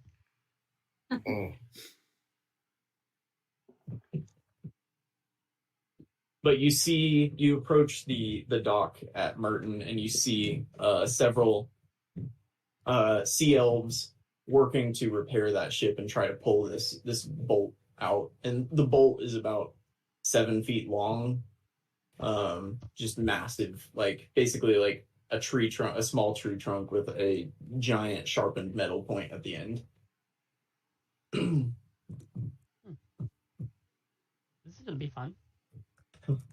Dad says, "Will like pull up the shell phone." He's like, oh hey, we're like pulling in. Where should we park? Just park at the dock in town, and well, you can come to the big building that you see toward the back of town. Hey, gotcha. See you in a bit. Yeah, and he won't respond. Aren't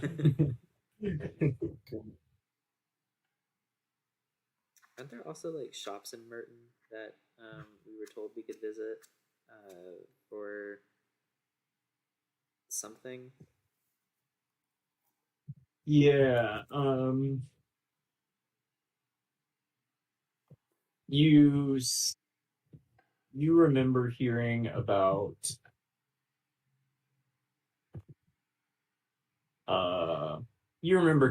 shops in Merton. There were some. Okay.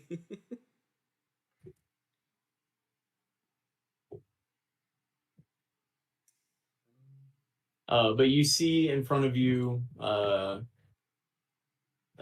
number of like thatched roof and wooden shuttered buildings. They're on stilts, and they're made up of wood as well as coral and stone, and so they're just kind of these mashed up amalgamations of structures.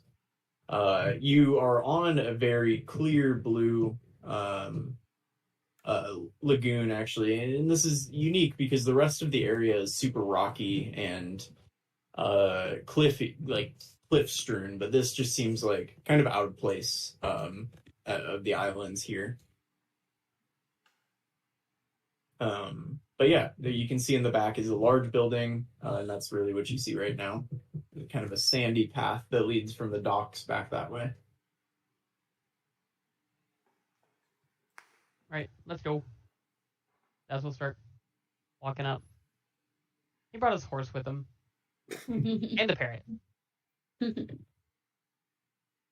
Yeah, you can make your way back to with your horse and parrot. You can make your way back to this large building.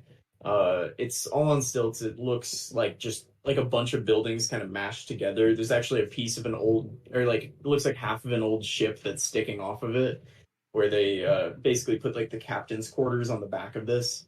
But you can walk up and into this building. You see on the sign above the door, it says the Drowned Sailor.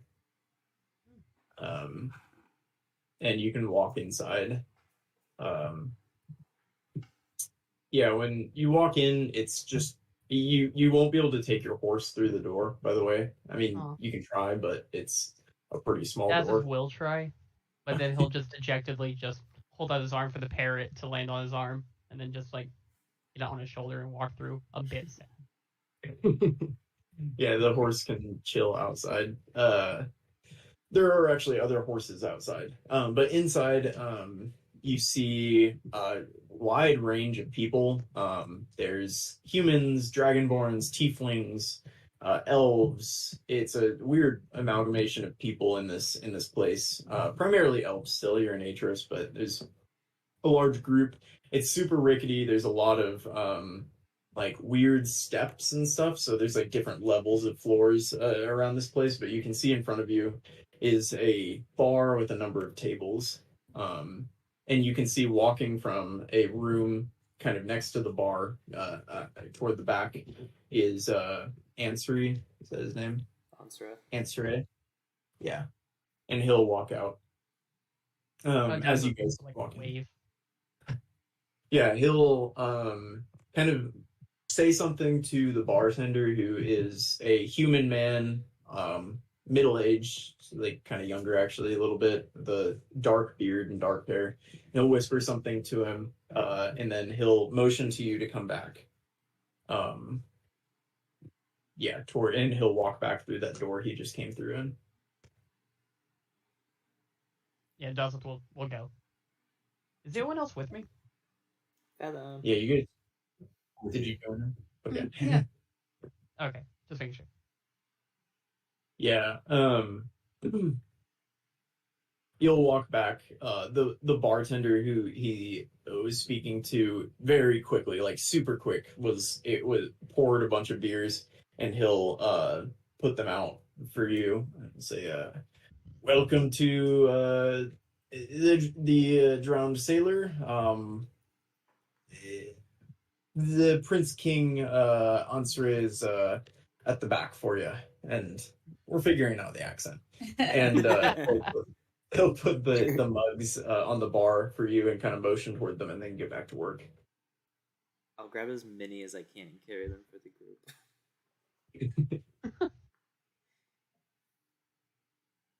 Yeah, you walk back to the room, and it's kind of like weirdly. It's got a lot of. You walk through like a cloth door, a cloth curtained doorway.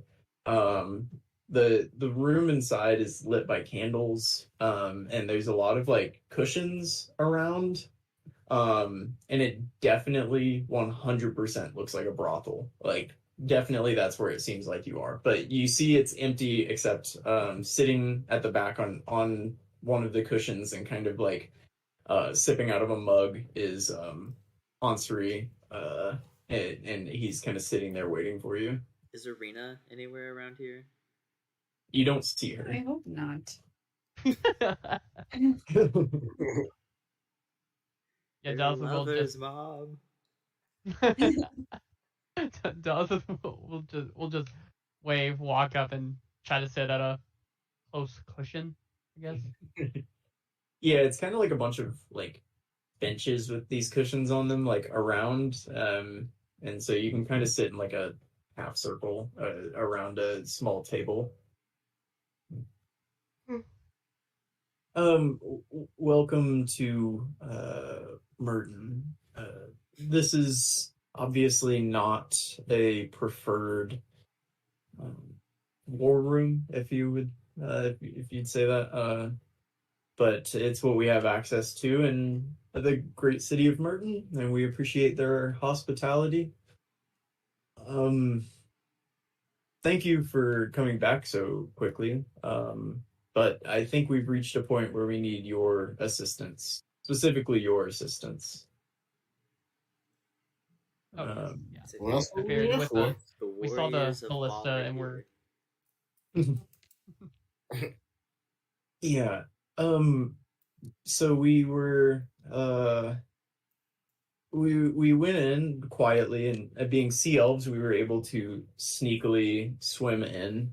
Most of them were not sea elves, so they didn't really expect it or see it coming. But we were able to send a number of men in and sabotage their ships, and we sunk every ship that they had outside of the fort, which was a major victory for us. And as we went back to gather forces to begin the siege, we ran into the very large and very powerful ship that I mentioned before. It sent a number of ballista bolts at us, took one of our ships, which was a terrible tragedy for us. We don't have very many. And the men that were in it, fortunately sea elves, many were able to escape, which was fortunate. But now that ship our scouts have told us it remains sitting in the harbor, and seems to be content to sit there. So, and now because they are wary of our previous sneak attack, it doesn't seem possible to do that again. So I fear that we will need to go in and take this ship out by other means, probably through force.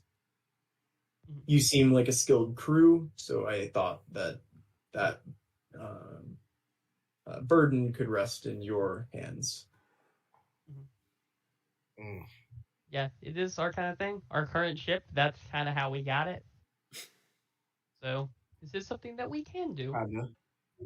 And also with a ship that size, I'm honestly not sure if we will win head up trying to sink it. Our best bet may just be to get on board and let.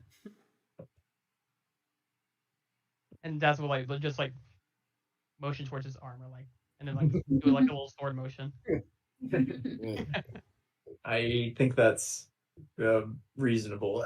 I should ask, how was your journey to the volcano? Oh, We interruption. tried to kill it. Oh yeah, there's giants there, and then we had to kill a few giants, and then the rest of them are working for us now. Now they're scared of us. It's a storm giant. I almost got fried.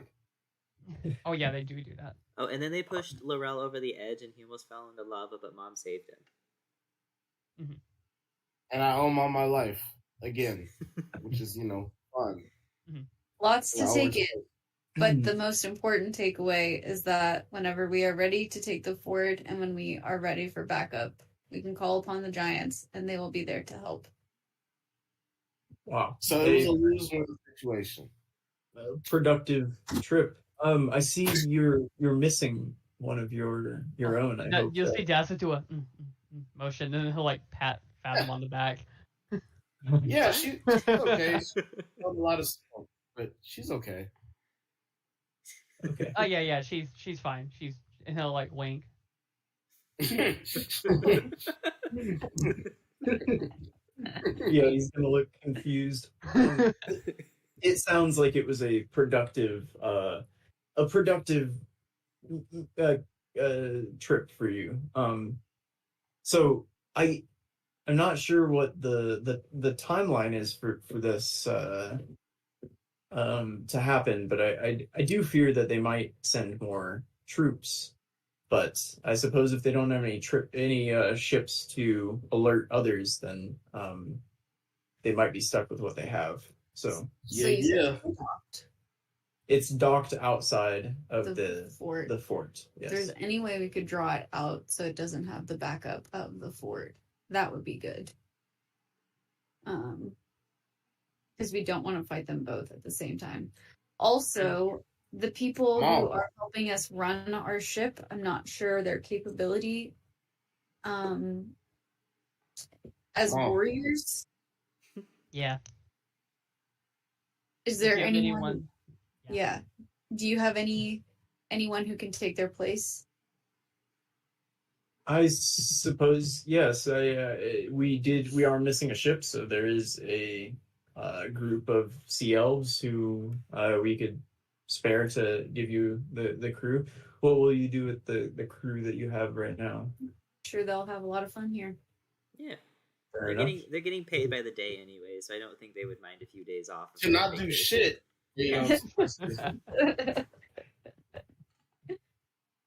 Paid vacation. Yeah. Hey, Mom, I have a suggestion. Go for it. So, remember that thing that you turned into? I think it started with a the plesiosaurus. Yeah. You remember that? Yeah. Yeah, I saw you do that. And that thing can pull a ship, right? Yes. What if I help you? And pull their ship? The ship that's topped. Yeah. I mean, they won't see us coming. You're just gonna have us sneak up, and then we're just gonna turn to a plesiosaur and just steal it. Oh my god! Wait. I mean, wait, no. Y'all are laughing, but I'm being No. serious. Didn't they say that that wouldn't work though? Didn't you say that that's how they've been sinking them? They've been doing sneak attacks, so they're prepared for it. Wasn't that part of the point? Well, I mean, are they going to be looking for a plesiosaurus? They're going to be looking for anything. They're just going to be looking out defending the boat. If they see a plesiosaur, I doubt they're going to be like, it's friendly.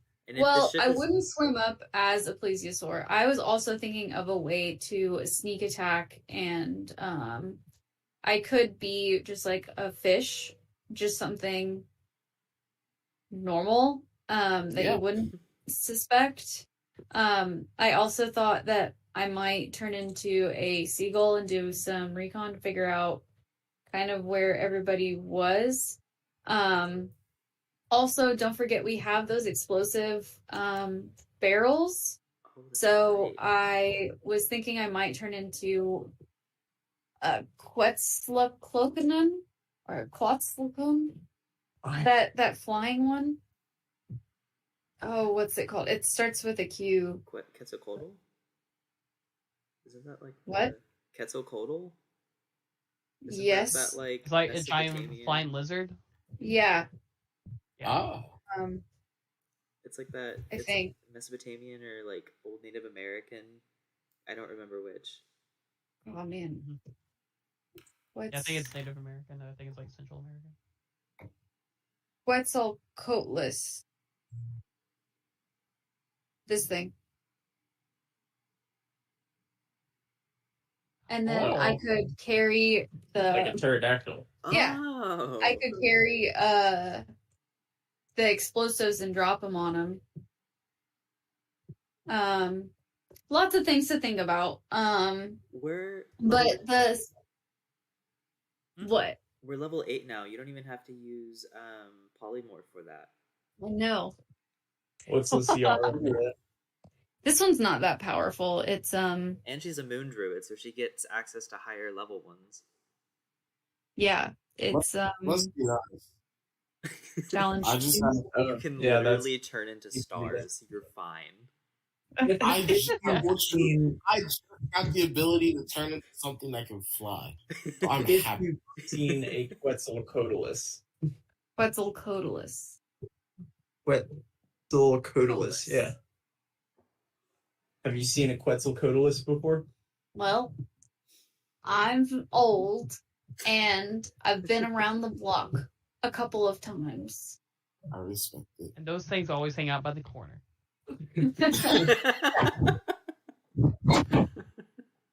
Do you want me to roll for it? Let's see. Dinosaurs aren't everywhere. Not like you guys are I'm running into- 600. You're 600, so you have a better chance of than anybody else. That's a lot of time. Here. That's a lot of chances. Has Fathom maybe possibly heard a story about them and can use Major Image to create an image of one so Mom can turn into one? Only if Oh, you would have that's- seen it. I that's don't think you fun. could make Major Image off of a story. I don't know. That would be funny though. It's like Fat- those lions, you know? Fathom's But like a big storyteller. Hey, it is canon from the Vigna campaign that there are traveling zoos that have the dinosaurs. Daz's family could definitely afford to take him to one.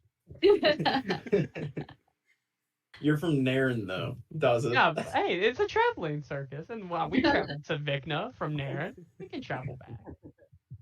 But I was also thinking if we could sneak underneath the boat, then if we could somehow poke holes into it, then maybe we could sink it from below. Remaining fireball necklace. Okay, so quick question for Brendan. We've all been on a boat for a long ass time, specifically Mako and Dazeth works in repairs. Would we be able to like try and figure out just how like thick the hole is on the bottom? Because I took Shatter as my level 8th spell. Which That destroys causes- physical objects, right? yeah. You from the outside, I don't know if you'd be able to.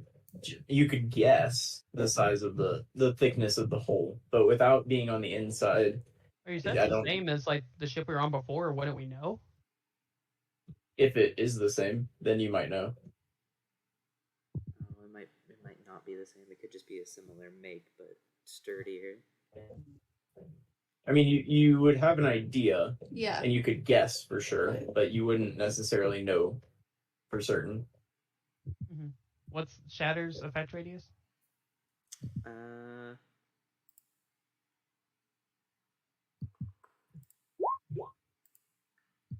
10-foot radius. I doubt that it's more than 10 feet thick. That'd be one thick boat. And I can also cast it at higher levels because it starts out at level 2 and we have access to level 4. So we now have 2 level 4 spell slots, so I could potentially do, what is that, 5d8 on it?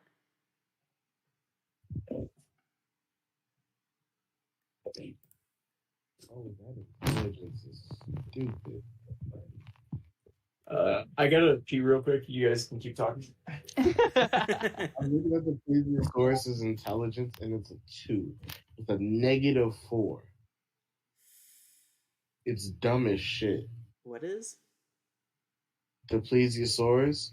Oh. So, like, it's a little different though because if you guys use your wild shape to do it, you keep your mentality. Polymorph gets rid of it. I can't use my wild shape to do it because she chose what did you choose again? Moon. Circle of the Moon. Yeah. Which one was that one? Circle of the Moon. Oh, you can't turn into CR2? I cannot. I can only turn into CR1 right now. Damn. Yeah. Okay. Yeah.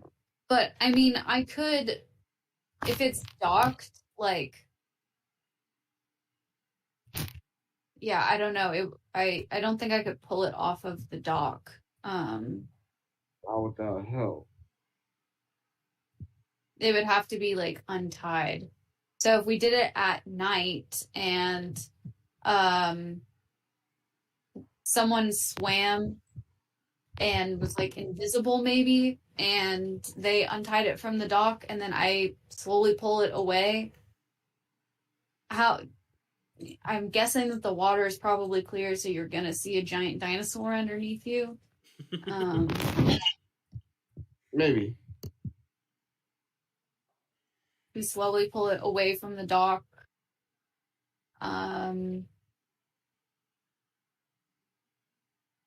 We could always drop a demon on board. Oh, That is true. They That's would be not a bad distracted by the demon. We know It's an option. that's yeah, that's not a bad idea. Dazza can go underwater and maybe help a little bit with the pulling with his water horse. I'm just trying to think of something. No, I know. I was like, y'all got most of it. No, we're gonna need Dazza because if something goes wrong and we get attacked, Fathom's Yeah, gonna be Dazza super can just vulnerable. stand on the dock and just take every attack now. Take the dodge action and just watch no one hit. Oh.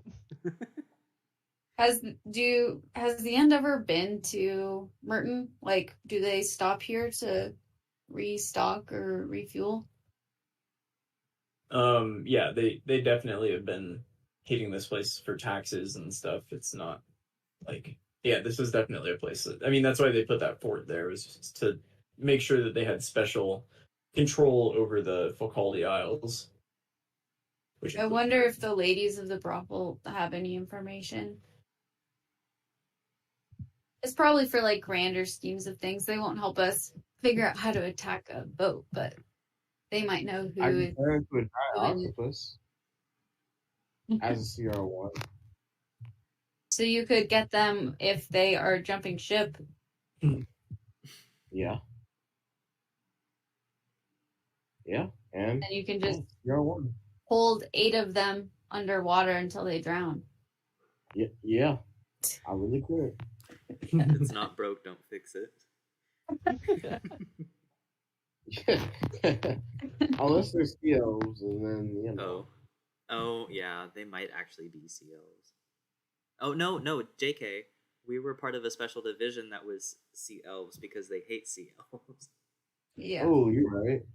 Yeah, hate's a strong word, but they definitely So treated you guys a little lesser. I got punched. They hate us. No one would punch Fathom unless they hate him.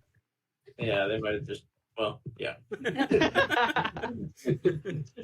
Also, at the same time, like, how close are we gonna get? Because I don't think we can swim from here to there. That might be a bit much. And like, how close can we get the boat or ship without them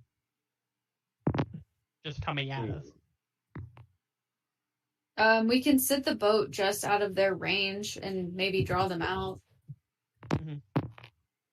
Yep, we can do that. Because if like they were willing to leave the range of the fort, that's fine with us, right? What?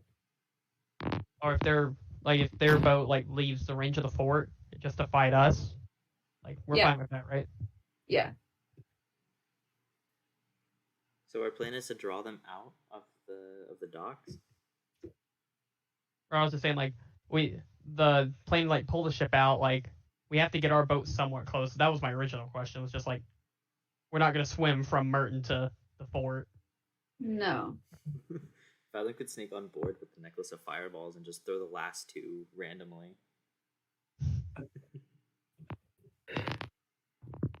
Yeah. I mean, if we just get close enough, they don't come out. We might just Fathom in with Shatter and 2 fireball. I also have greater invisibility now, so I can just sit. I can be invisible and just start shattering people's heads. That would not a bad idea. take it. Multiple shatters and multiple fireballs, I think, isn't good enough for any wooden boat. Let's see. So yeah, that's not like a plan. We just get close, or get us, or like stay in range of the fort. If they just chill there, Fathom becomes a terrorist. Terrorist? Oh no. I mean, I think they're already terrorists, but like No, we're the Fathom good gets guys. decided because he makes a sunken ship for him to find. Oh my god. Wait. I'm wondering if at some point we can.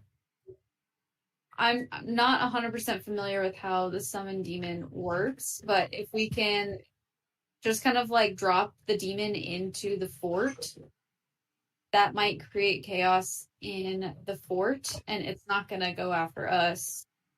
And we can kind of go after the ship. Very true. We should do that second. Never mind. We should be united in the ship. Well, okay, so what do we want to do about the giants then? I mean, Like, I think we should still use I think we'll still need the giants for the fort. Yeah. Do we want to try and like maybe sneak around the fortress and like call the giants to attack and then make our way back to the front? If that makes sense. Like get them to attack the fort while we take on the ship, split their forces further.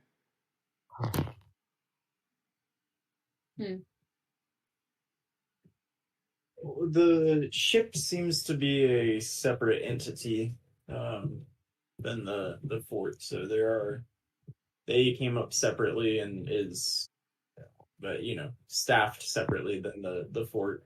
Well, yeah, but if they have any sort of like ballistas on the fort for attacking ships, then we could potentially use the giants to draw their fire, or at least like turn their attention away from us while we take on the ship.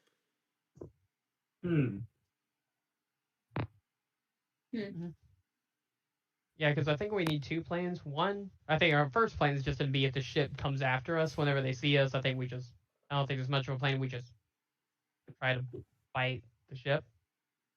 And then we just probably need to decide on a plan if the ship stays within, or like stays in the dock or stays close enough to the fort. Yeah. Yeah. So we've said a few things. Like we've said like please use or pull it. We've said invisible fathom. We said just full attack, and just combine it with the giants. What are we liking?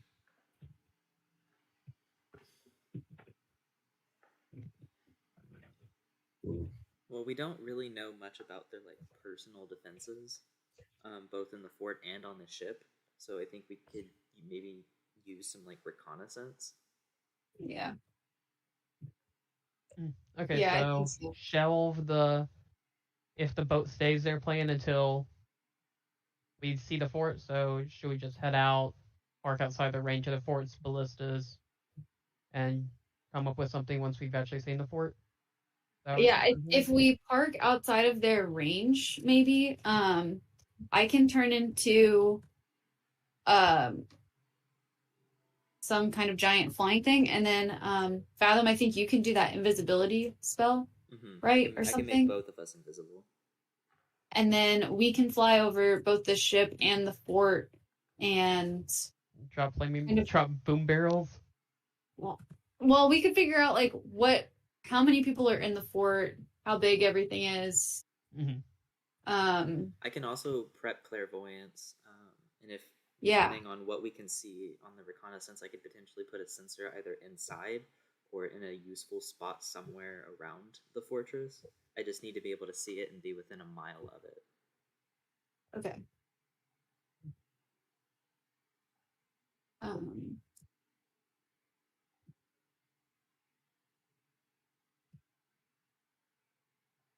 Or we can just park outside of their range and then wait for them to come to us. Yeah. If we get within a mile, I can use clairvoyance to look in on them, and see potentially if they plan on like coming after us since we're close. And if we, if they come after us, then we do one thing, and if they don't come after us, we do another. Yeah. Right. So that's not the plan. We're gonna head out and see if they come after us, and if not, get info and go from there. Yeah. That's good.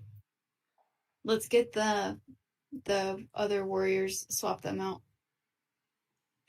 Okay. Yeah. We could potentially take both even. Because like, isn't our ship understaffed? We could just we do have enough for both. Yeah. Let's see. Just have them sail the ship and then have the sea elves be ready for our boarding force. We meet like the minimum requirements for the ship. We're missing a decent amount. Your ship can hold 30, right? Yeah, 30. Yeah. Yeah, we'll be just fine. Cool. Okay. So how many men would that be?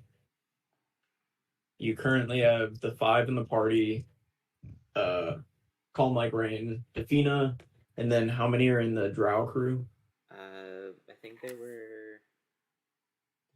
Bug as well. There would be 7, I think, 7, in order. Yeah, because I think there's 15 total because that was the minimum for a sailor ship. Well, 8, 9. I think it was 9. I think it was 9 of them. 9 of them? I don't think it was that. Let's say 7. Yeah. That's just old. It was 8 or 9. It was whatever we needed to fit the minimum requirement. Yeah, it was whatever the minimum for our ship was. That would just be 7.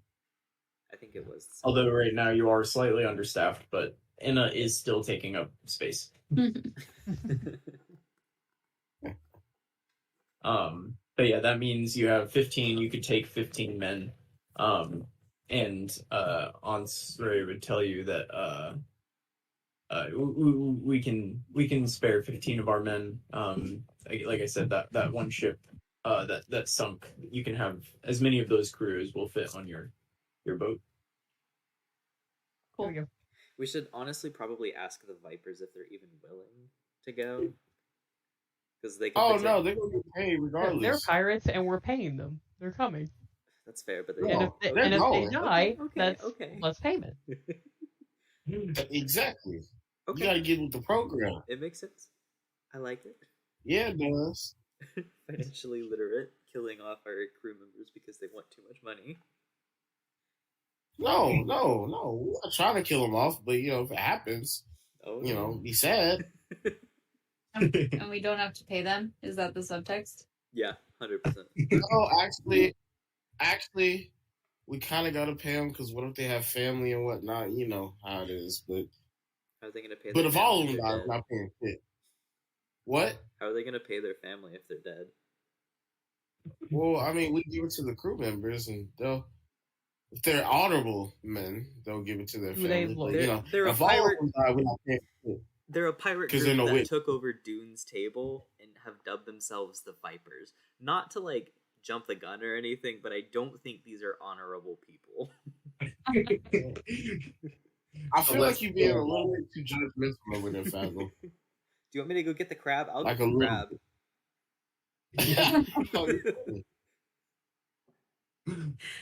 Oh man. All right. So what are you guys up to now? Loading up the boat. Oh, is there a shop here that fixes clothes, armor? Oh, that's a good question. Let's see. Or possibly has new hide armor. Yeah. Yeah, it's most likely. I'm trying to get my gilded real quick. Yeah, you should talk to you should talk to Finnegan, the barkeep. I'm sure he knows something about Merton. I haven't really been out much. Great. Thank you so much. Yep. Let me know if you need anything. I suppose if you take the ship down, we should be ready to run in after you. Just I suppose give me a call. Yeah. I can do that. Yeah. All right. Oh, and while we're here, how's Arena? How's she doing? Yeah. We left her back in Holion for her own protection. Did you of course. give her a kiss goodbye? And he's gonna be like bright red. Yeah. You should probably be on your way. There's a lot to be done. Yes, of course. I'll make sure to give you the cell phone whenever we're done with this. So if you ever are separated from Arena again, you don't have to get so lonely. Thank you. Awesome. See you later, little boy. All right, see ya. I love that this Alright. dude is a king and we're shipping him with some random like abandoned shipper or abandoned like fish village Super girl. traumatized. Yeah. He's like essentially a 16-year-old king. Like,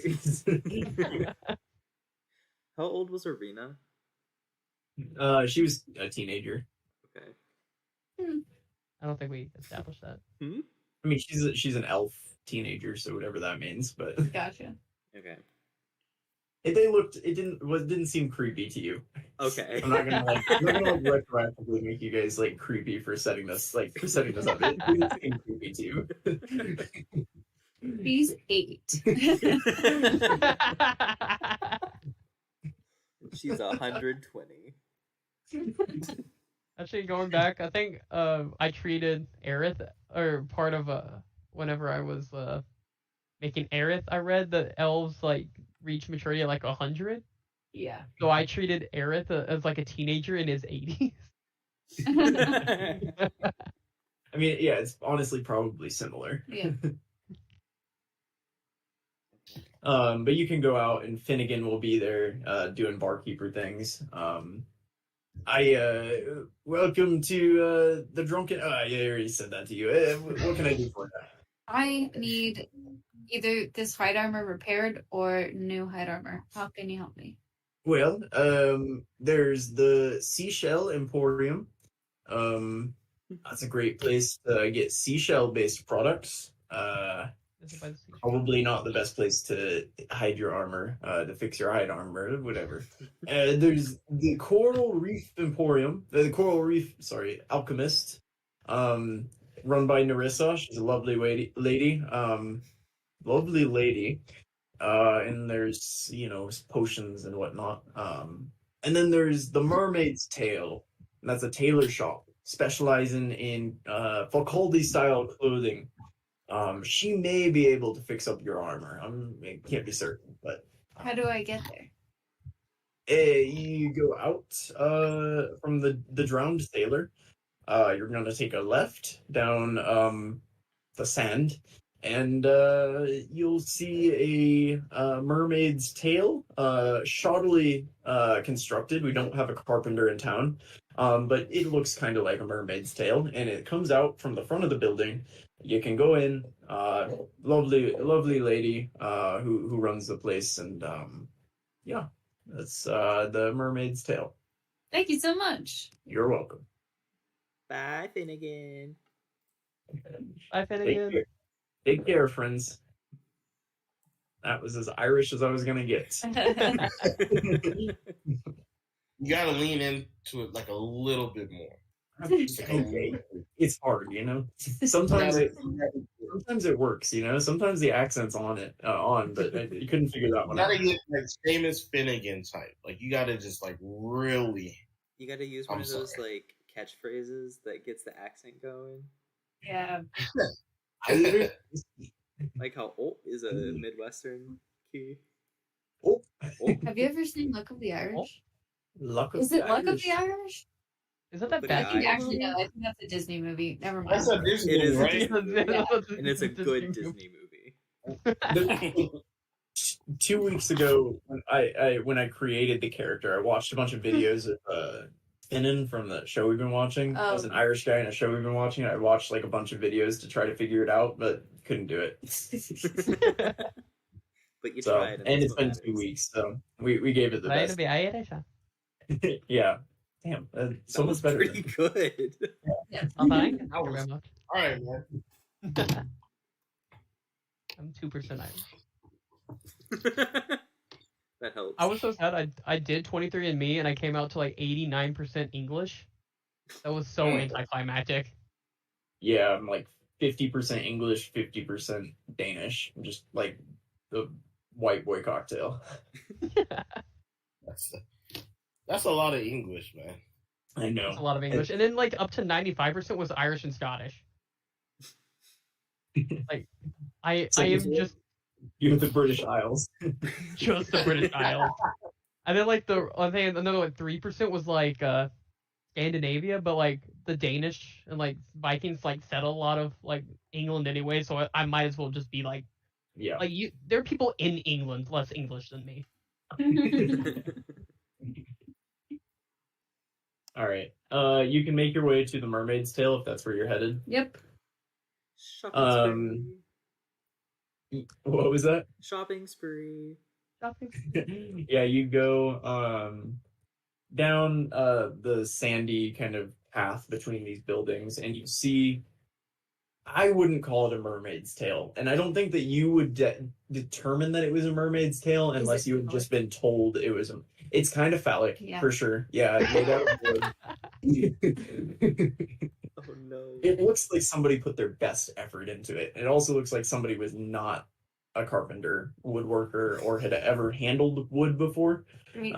Yeah, maybe at least not the tree kind of wood. Might have been made by a broth worker. Who knows? Anyway, Can you That was give me a good. description in the gay crab persona? no, I can't. Sorry. Please. We need more Gerard in our life. But also we don't. And you guys are going to get derailed for another 30 minutes by a Let's do horny crab. Anyway, you walk up and above the door is this mermaid's tail. And there's a wooden sign that's carved. It just says Taylor, kind of crudely drawn. And you can see curtains kind of covering the doorway, and as you enter, you see just piles of cloth, and there's from all of the rafters in the building are hung different garments. And you'll notice they kind of have a similar style to those of the people that you've seen around. They kind of wear a lot of like yellow and blue colored, very like flowing garments. Everybody wears like dress kind of garments. There's no pants or anything. It's very like flowing. And so the building is filled with these kind of this kind of clothing. And there's a woman at the back who's sewing. She's kind of a short, plump sea elf woman, and she's sewing away. And she doesn't seem to notice that you've entered the shop. Hey! Ah. Sorry. Oh, well, hello there. Welcome to the Mermaid's Tail. What can I do for you? I have some hide armor in need of repairing ASAP. What type of hide is it? Great question. You have hide armor and you're not aware of the hide? Well, it came off of a dead person underwater, so. As they often do, I find. Well, let me see. And she'll take it and she'll kind of look over it. Seems you've done quite a bit of damage to this, haven't you? Well, what business are you in? Public The relations. business where I need this to work well. We're pirate lords. Very nice. I understand your situation. I don't often fix armor. But I think I can probably make this work. Okay. Give me. Well, I do have other clients I'm completing work for now, so I don't know if I can get to this immediately. How quickly do you need it? How much do you need? Yeah. I'm pretty backed up here. I would say it would take a week for me to get through my other clients. Has the end been by at all? Yes. Do you work with them? Not anymore. No. We are to make sure that the end does not stop by anymore. Do any of your other clients ensure that the end does not stop by anymore? Look, I appreciate what you're saying, and I appreciate that, but I take great pride in my work and great pride in my ability to offer a quality service. You see, other people have also paid me money, and I pay too much money to the end, I should add. But as far as I'm concerned, the end has come by recently and taken my taxes. So how am I to be sure that you are actually going to stop that from happening? Well, the last town that we went to that the end had visited, they took more than taxes. They burnt them to the ground. So we are going after them to make sure that they don't do that here. That's why I need this. All right, give me persuasion. Oh, Jesus. You got this. You got it. Oh, Jesus. I'm afraid I don't think I can. I don't think I can give you special treatment. I suppose if you were to pay an extra price, there might be an ability to push your order up. What is it? Well, I'd say to fix your garment, I would charge 20 gold pieces. So in order for you to get it moved up, I would say 40 gold pieces will double the price, and I can move it up a week. Today? 45 for today? It's early in the day, I suppose. It's early afternoon. I could have it done by this evening. I would say if I stay in a little late, 50 gold pieces, I'll stay late today and I'll have it to you by the evening. I'll put 20 down on the counter. 20 gold pieces now and the rest whenever it's done. What leverage do I have to ensure that you give me the rest when you're done? Usually people don't pay for things until they're done anyway. I'm just telling you right now that I'm good for 50 gold pieces and I'll be back this afternoon. Jesus Christ, Queso. Plus, if we don't come back, now you have a new set of armor that you could sell probably for more than it was worth your time. Yeah. It's a win-win situation in my book. I don't write very often. Hey, you're a very charming group. You know what? I accept. I will do this for you. I may spruce your garment up a little bit. It's awful drab. Thank you so much. No problem. I really can't help it. So if there's nothing else, is there anything else I can offer you from my wares? What do you got? It's like a lot of clothes. He just points to all of the clothes that are hanging in the building. I'll Take take some some. clothes. I ran into a problem recently because all I got is this armor. Like, do you have anything that He doesn't wear outfit? clothes under there. There's a speedo. Yeah, you're a freak. I still we don't tell get him. why a speedo. This is perfect. And she'll pull something down, and it's a like blue kind of tunic. It goes just below like your knees, kind of like a.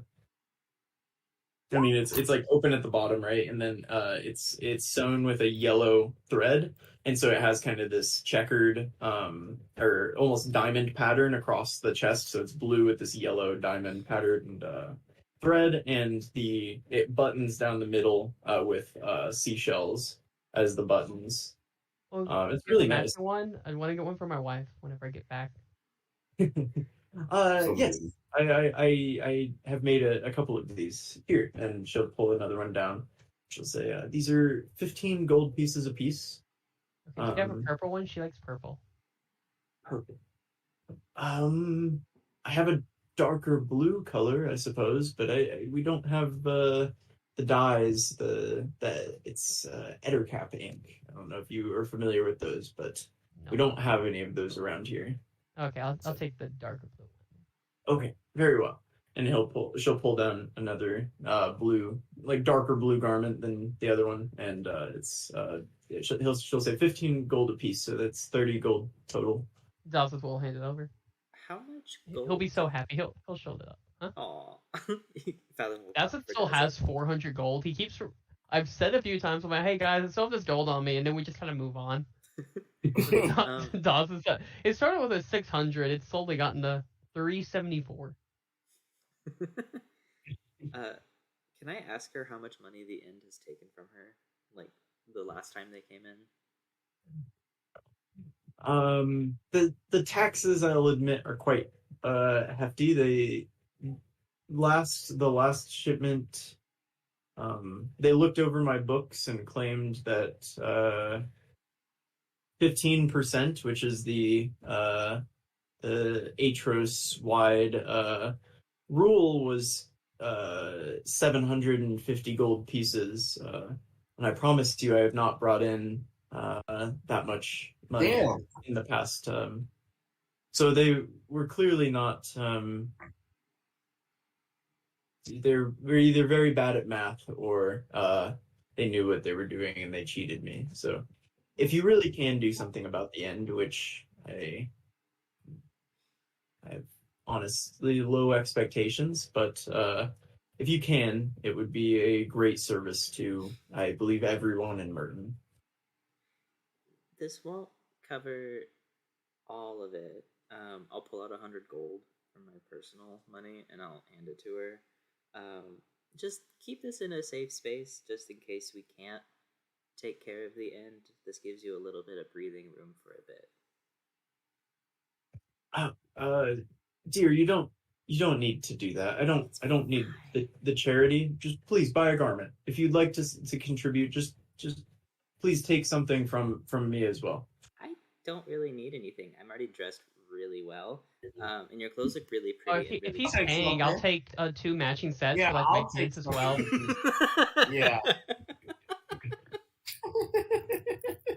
You guys can take like how I guess whatever 100 gold pieces worth of Falcaldi Isle garments. It's like 6 items, I think. Yeah. Also, will take 4, like 1 for his wife, 1 for him, and then 2 for the kids. Oh. A matching set. Oh my god, family That photos. was so cute. Have you spoken to Captain Aaron in town? No. No. He's the he was a former end captain. He runs the pearl diving operation now.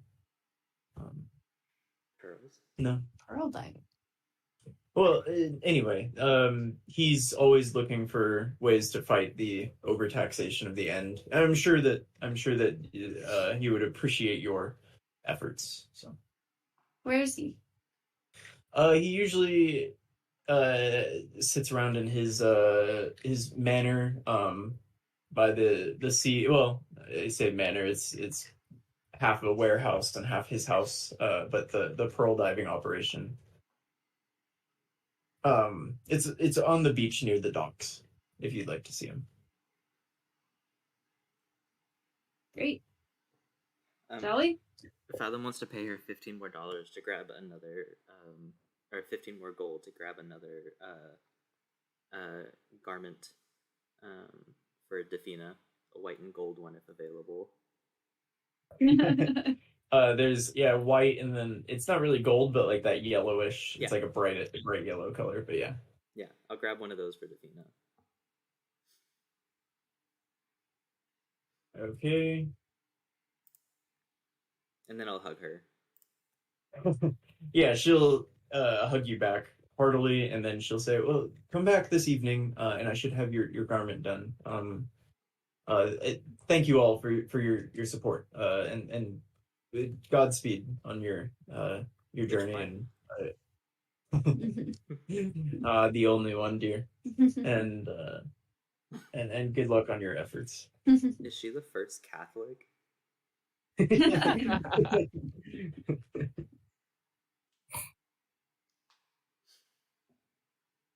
Should we go find Captain Aaron? Yeah. Yeah, you can make your way back towards where your ship is docked, and there's a large building near there that is you can see a number of people carrying boxes in and out, and there's kind of a dock on the back side of it, and you actually see a chair set up there, and there's an older sea elf man smoking a pipe and wearing a captain's hat. Hubba hubba. Please tell me she says this out loud. Can we finally find Maker's type? Oh my god, please. Other than her mentor.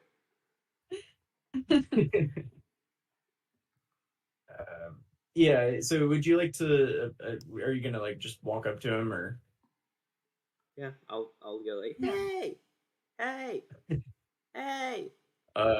yeah, he's smoking a Hey. pipe. He's got a big, pretty scraggly beard. He has a large scar that goes like across his nose, just kind of like right under his eyes. And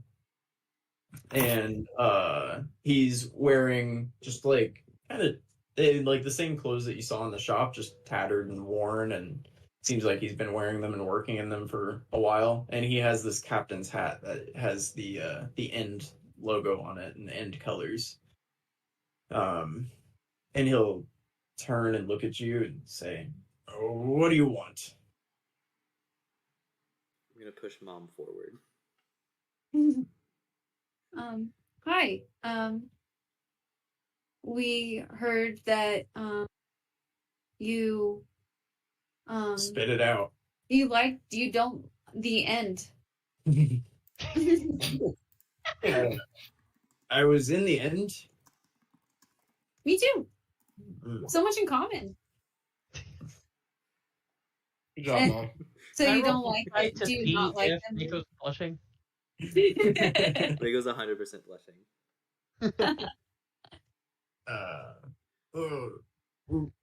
Is there something you needed?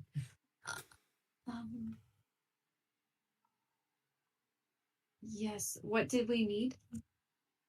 We need help killing the end. Yes. I've been on that mission for many years now.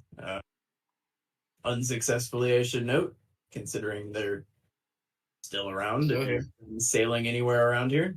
Well, have you We're taken gonna take out one of their ships. Do you want to help?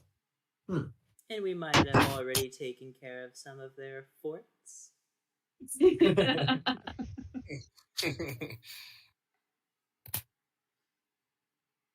And he can summon a demon. That's true. This I is parrot. He has a parrot. The parrot will also say he has a parrot. Yeah, it's a parrot. You're an odd group. Is there anything that you think that I could help with? Do you have any expertise? Can sail a mean ship if I had one. Talk your shit. What if you have a Well, ship?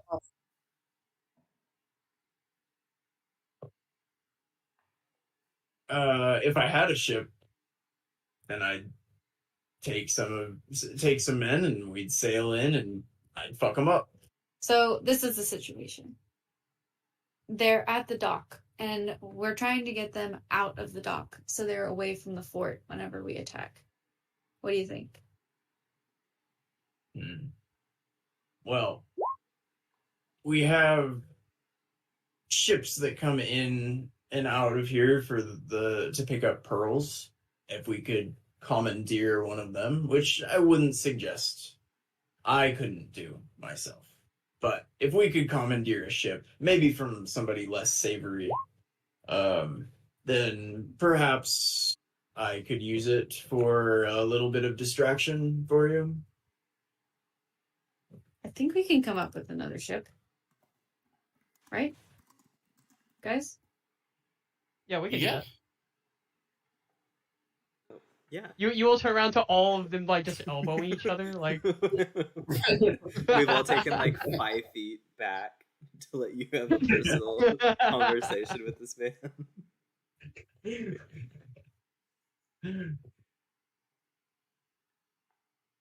That wasn't the conversation we were having, by the way. Or you could just join our crew, be like a supervisor while we kick some ass.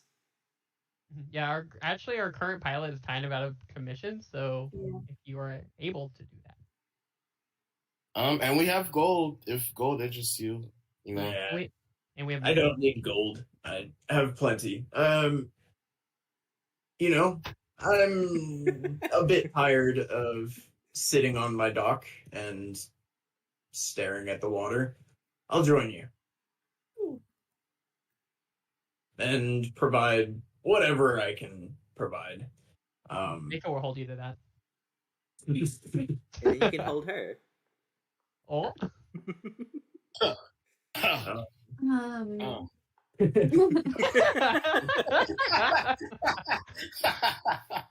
The pair will also repeat that.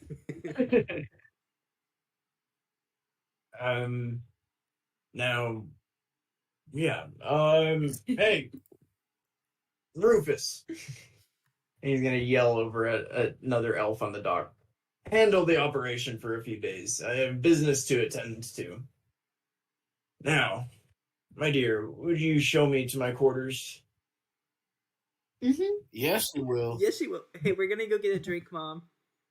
Yeah, we'll be back. Okay, insight is it mutual?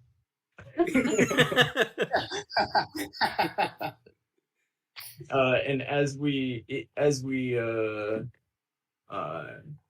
start moving in our own directions, you all see Enna come stumbling off the boat towards you, and she begins to yell something. And we'll stop it right there. What does she All right. yell? Wait. You hear her begin to yell. Okay. Hey, you guys.